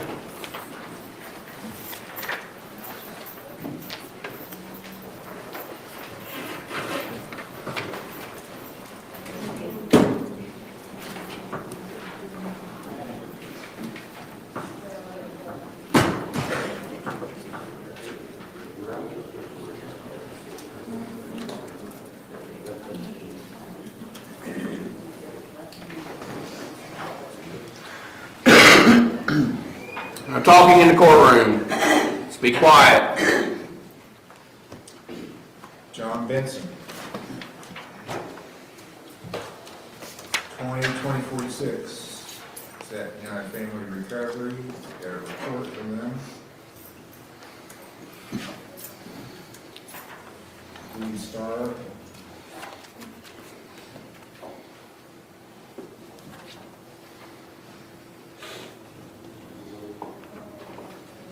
Good screens, good report. Okay, so what we've got now, since you finished STAR, you've got 5 days of community service and your fines and costs. So yes, sir. Let's take care of those. When can you get some community service done? I was going to talk to him today about, because I'm in Cold Grove, I was going to see if I can maybe do some community service down there, because I don't, you know what I mean, I don't have a vehicle right now. You're living in Cold Grove? Yes, sir. Mark that dog pound. Okay. Yeah, there's the dog pounds right there. You have to call them and make an appointment. I don't believe during the week, but on weekends and holidays you will. Okay. You gotta get it done. Let's get working on it. June 15th will be your next hearing, 9 o'clock. Thank you, sir. You're welcome. Oh, can you pay anything on your fine today? No, I ain't got a job, but I just got a job for Verda, so it should be soon. Okay, we'll look forward to next time. Thank you, June sir. 15th is your next hearing. Jeremy Caldwell. Jeremy Caldwell is 25-338. He may be.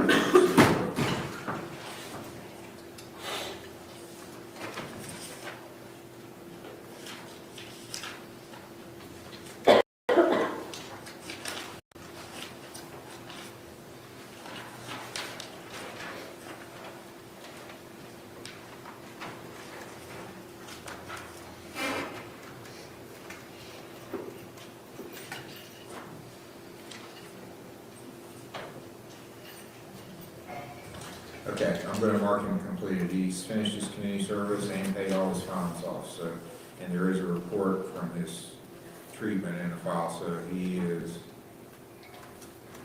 complete.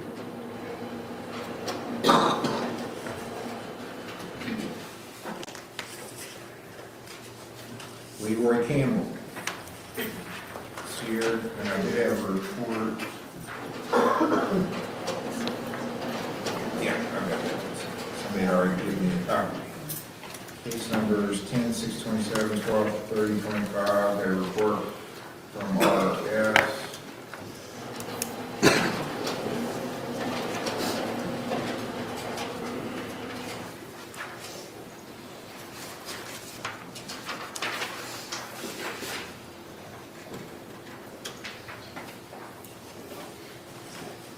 You paying anything on your fines today? Yes, sir, I have $50. 50? Yes, sir. All right. Making progress. Go make your payment. You want to keep it on Fridays or does it matter? It doesn't matter, sir. Any day of the week? Yeah, that's fine. Okay, we'll make it, actually, the 19th of June is a Friday, but it's a holiday, so we will have court on the 18th, so. Thursday, June 18th. Yes, sir. Will be your next hearing. June 18th, 9 o'clock, see the clerk to make your payment. Yes, sir.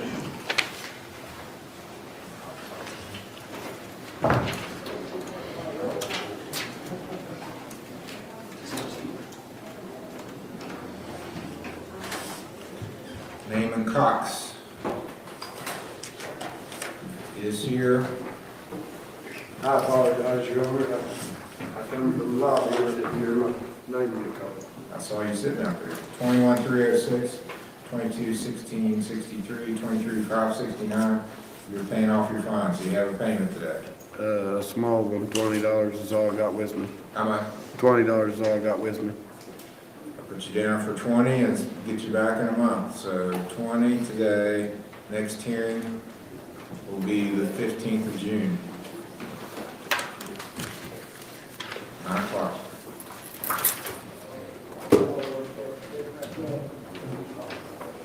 See the clerk. Thank you.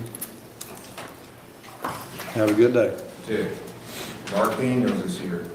Yes, sir. 192674. Okay. You got a payment on your fine? Yes, sir. How much? I'm gonna pay Dave, but then I'm gonna pay for I'm gonna pay who $20 a day, sir. 20? Yes, sir. And you gotta do some community service. Well, I know, sir. Okay, when can you get out here? I'm gonna try to, but start this past month, I went to jail and everything. Where you go to jail? Here? North County, yeah. Okay. Back to Southport. Try to stay out of there. I do. That's a good 4 days. You're like me, you're getting too old to go to jail. Yes, sir. It's not a good place to spend any time. No. But I went to Agree with you court. on that, right? I went to court, and I'll be in court. Okay. I'll set your next hearing for June the 18th. That's a Thursday. All right, sir. See the clerk to make your payment. And get out here and do some of your community service. You gotta get that done, or I gotta put you back in jail. I heard that one. Okay. Oh, and how will your birthday go? Fine. Yeah. They're just coming too fast now. Yeah, I know. Okay, we'll do the next set. I don't guess your name. What's your name, sir? Deborah Perry. Yes, in the next set. You're in the next group. Misty Dodson, Isaac Hall, Corey Hudson, Steve McCarty, Deborah Perry, and Veronica Reynolds.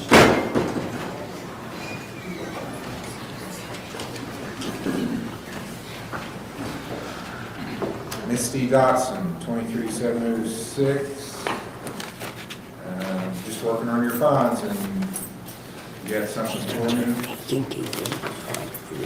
From Marshall. All right.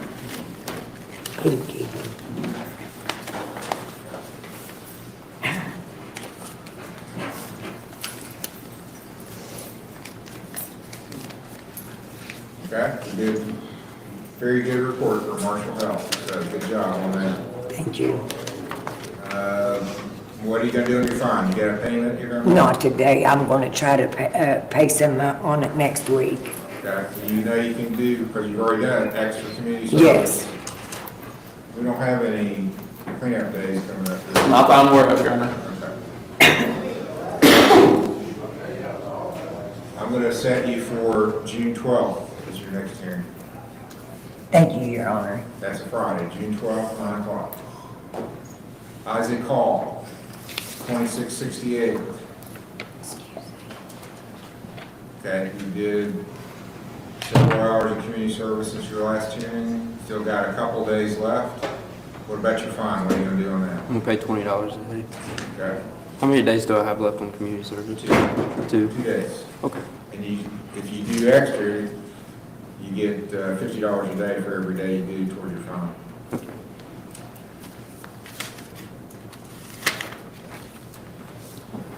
Okay, yours is a newer case. I'm going to go further for your next hearing. I'm going to set it for the 26th of June. June 26th, once you get this paid off, we can work under these hearings. Corey Hudson, 25-7-18, Corey Hudson. He's not here, hasn't done anything. The bench warrant for failure to appear. Miss Tia McCarty, set focus. Got a report for focus. Yes, sir.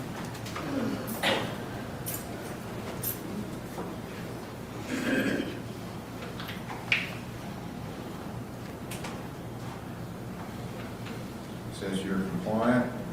She's working on housing now. She got an apartment, sir. Yeah, Okay. she's doing very well. Good. How do you feel about things, Ms. McCarty? They're going great. Good. All right.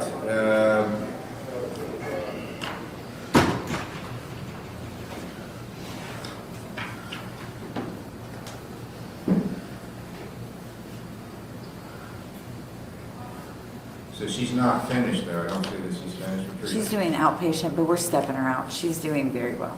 I'm going to go a couple months out for your next hearing, so we'll go into July. You don't have to come back.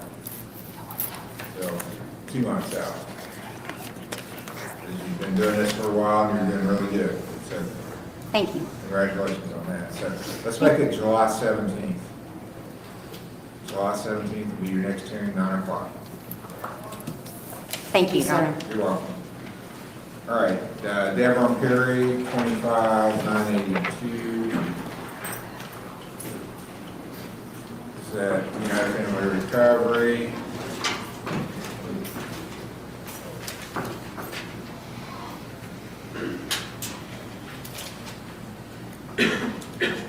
That's a good report. Are you able to pay anything on your fines? Not today. I'll be working here within the next month. Okay, all right, good job. I'll set you in June then.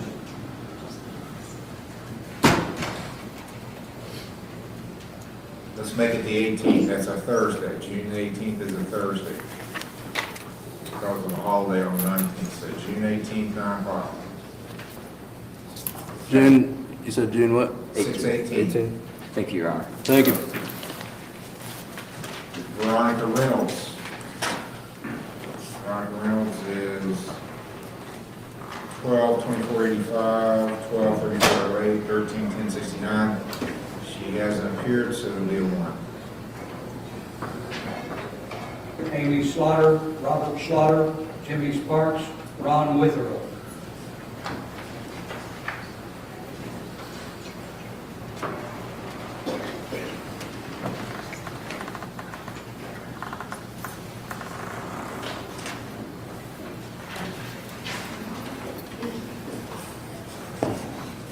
Vicky Scarberry, 24-1272.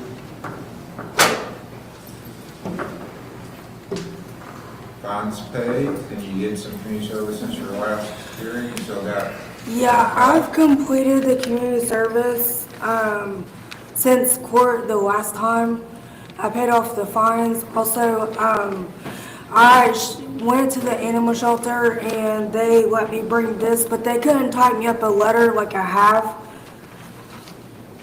But I can get a letter. Talk to her, Your Honor. She's saying is, I believe what she's saying is there's some community service she's done that hasn't been turned in. Okay. Yeah, yeah. Okay, well, just I mean, usually we don't have any trouble with the animal shelter turning it in, but. I believe you went there on your own. Did you come here and sign Yeah, in? on the animal shelter, yeah, and I have their contact information. So- They didn't get in the office until See, 10. I'm not contacting the animal shelter, that's up to you.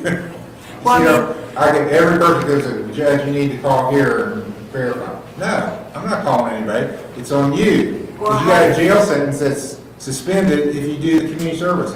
Prove to me that you did the community service, okay? You got it? Okay. I'll give you more time to get that done. All right, June the 22nd, is your next hearing, 9 o'clock.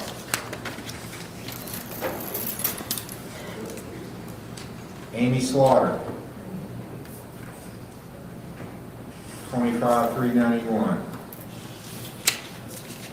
You just have to pay on fines. You have a payment today? Not today. I do believe Robert did it online.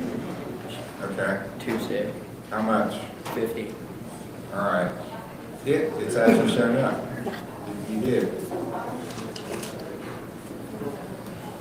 All right, I'll set your next hearing, June 26th, 9 o'clock. Robert Slaughter, 25,390, same thing, and it is showing up. So I'll set you June 26th also. All right, thank you, sir. You're welcome.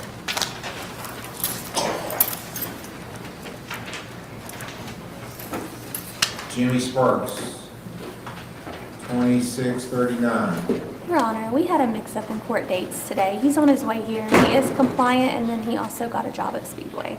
Okay. He's on his way here now. All right, I'll recall when he gets here. Thank you, Your Honor. Ron Witherell is here. 14,844, 16,4698. That man agrees. He's compliant. Job. Thank you, Your Honor. Ain't pay anything on your fines. Yeah, I paid 20 today. Okay. See the clerk to make your payment.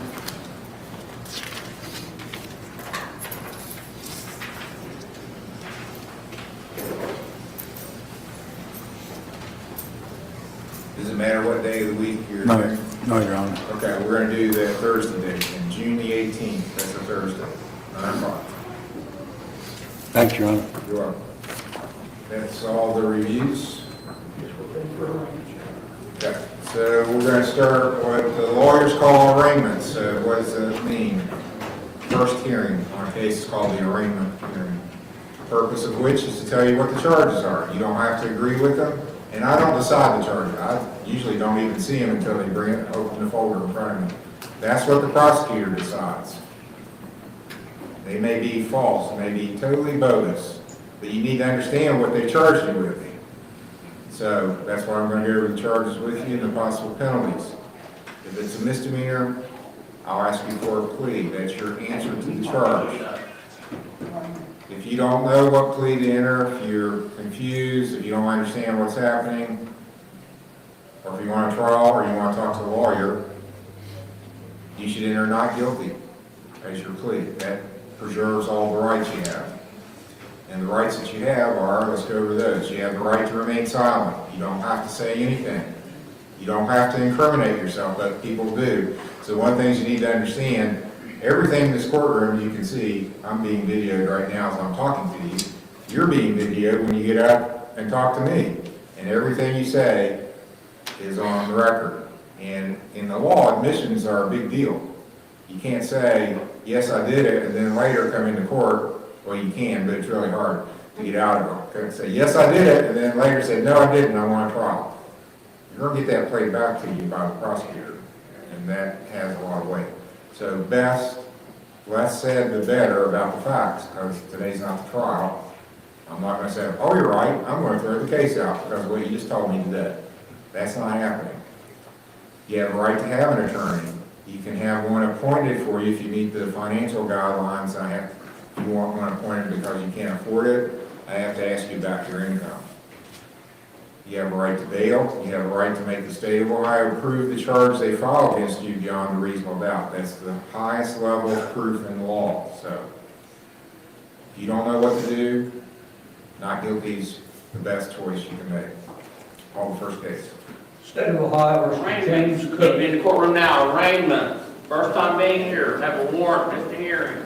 James Cook, case number TRC 26756, A, B, and C. And sir, you're James Cook? Yes. Mr. Cook, the state has filed a complaint alleging that on May the 10th of this year at 7:06 p.m. in Rome Township, you were driving a vehicle while you were under the influence of alcohol or drugs or a combination of those things. State's alleging that you've got some priors. It looks like there's just one, well, yeah, just one in the look-back period. So this would be considered a second offense under Ohio law. On a second offense, the maximum penalty is 6 months in jail, $1,625 fine, 5-year license suspension. The minimum is 10 days in jail, and they just upped the fine.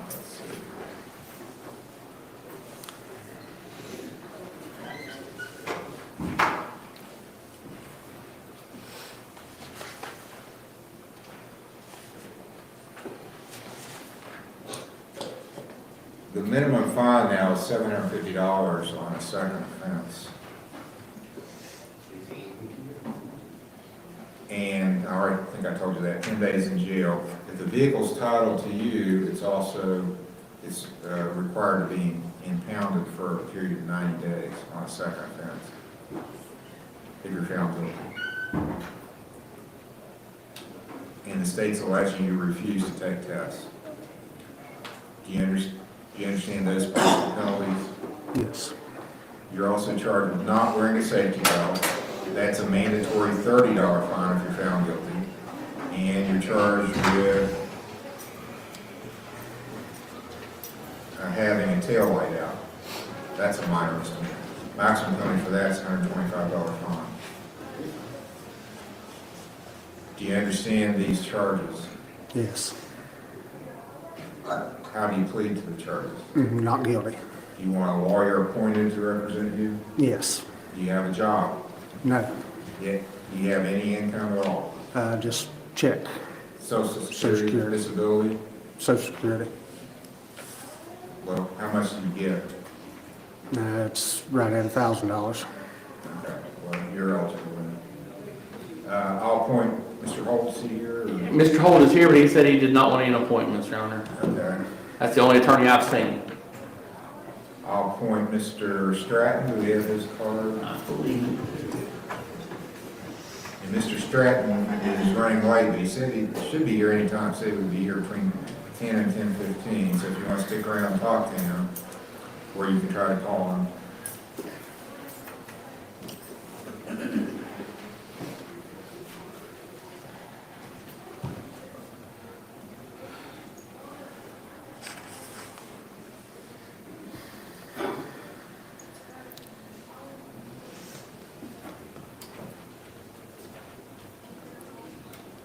I'll set your next hearing for June the 12th. There's a form there in the basket to put down your next hearing date on. June 12th for a pre-trial at 10 o'clock. And he can sign $1,000 OR bond. He will have to go to the jail to get fingerprints. So Mr. Major will bring you a form to take back to the jail for fingerprints. I need you to sign right here. This is the OR bond, meaning that you don't pay Your OR bond is a piece of paper saying, I promise I'll come to court. If I don't, I get a warrant for not showing up, and I have to pay $1,000 as a penalty for not showing up. So just come to court, you won't have to post any money. Just sign right here.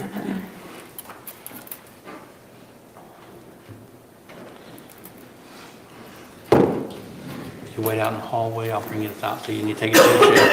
All right.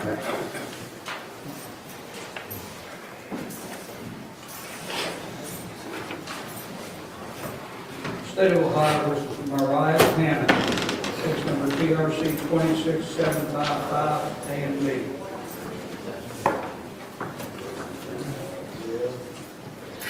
Sir, you need to remove your hat.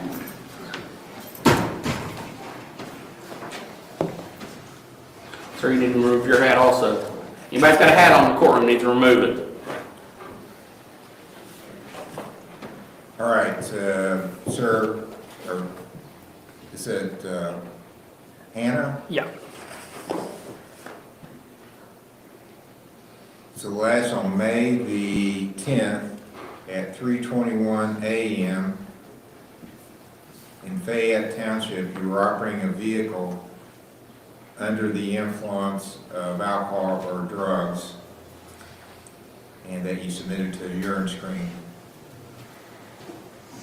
It takes a while for those results to get back, so I don't have any test results today and won't for several weeks.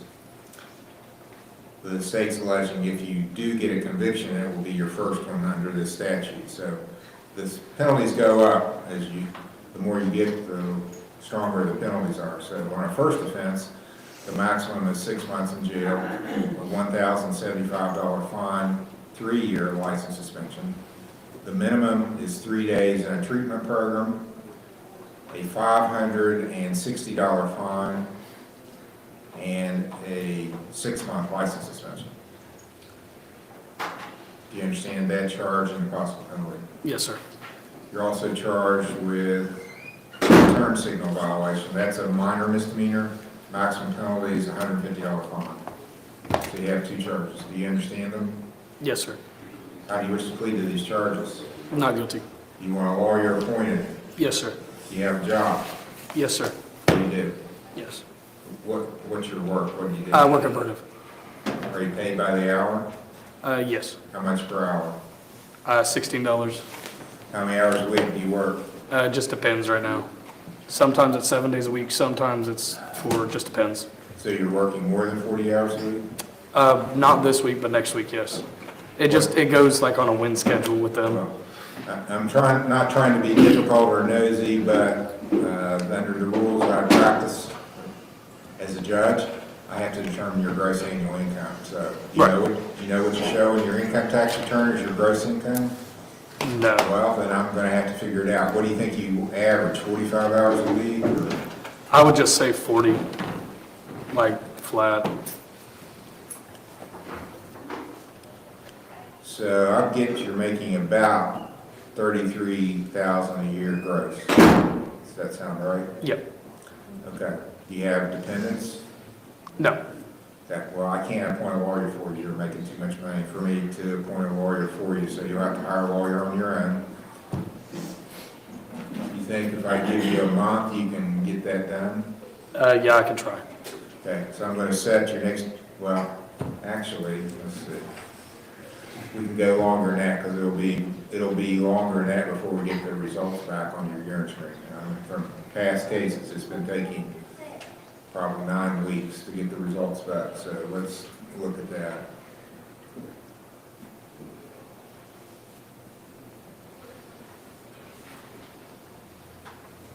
So I'm going to set it actually for July 10th.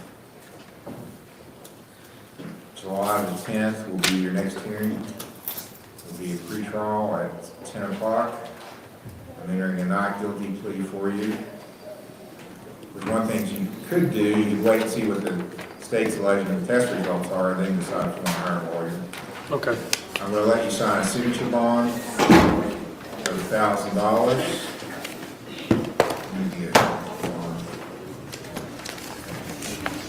And you'll have to go to jail to get fingerprinted. So we'll get you a form back, a piece of paper to take with you to the jail for fingerprinting. And do that before your next hearing. You understand what an OR bond is? Yes, sir. Okay. Bail's going to assist you with getting that signed. Any questions for me? No, sir. You are not under an automatic license suspension since we don't have any test results. Your license apparently is valid. They didn't charge you with anything with regard to that, so you're not under a suspension currently.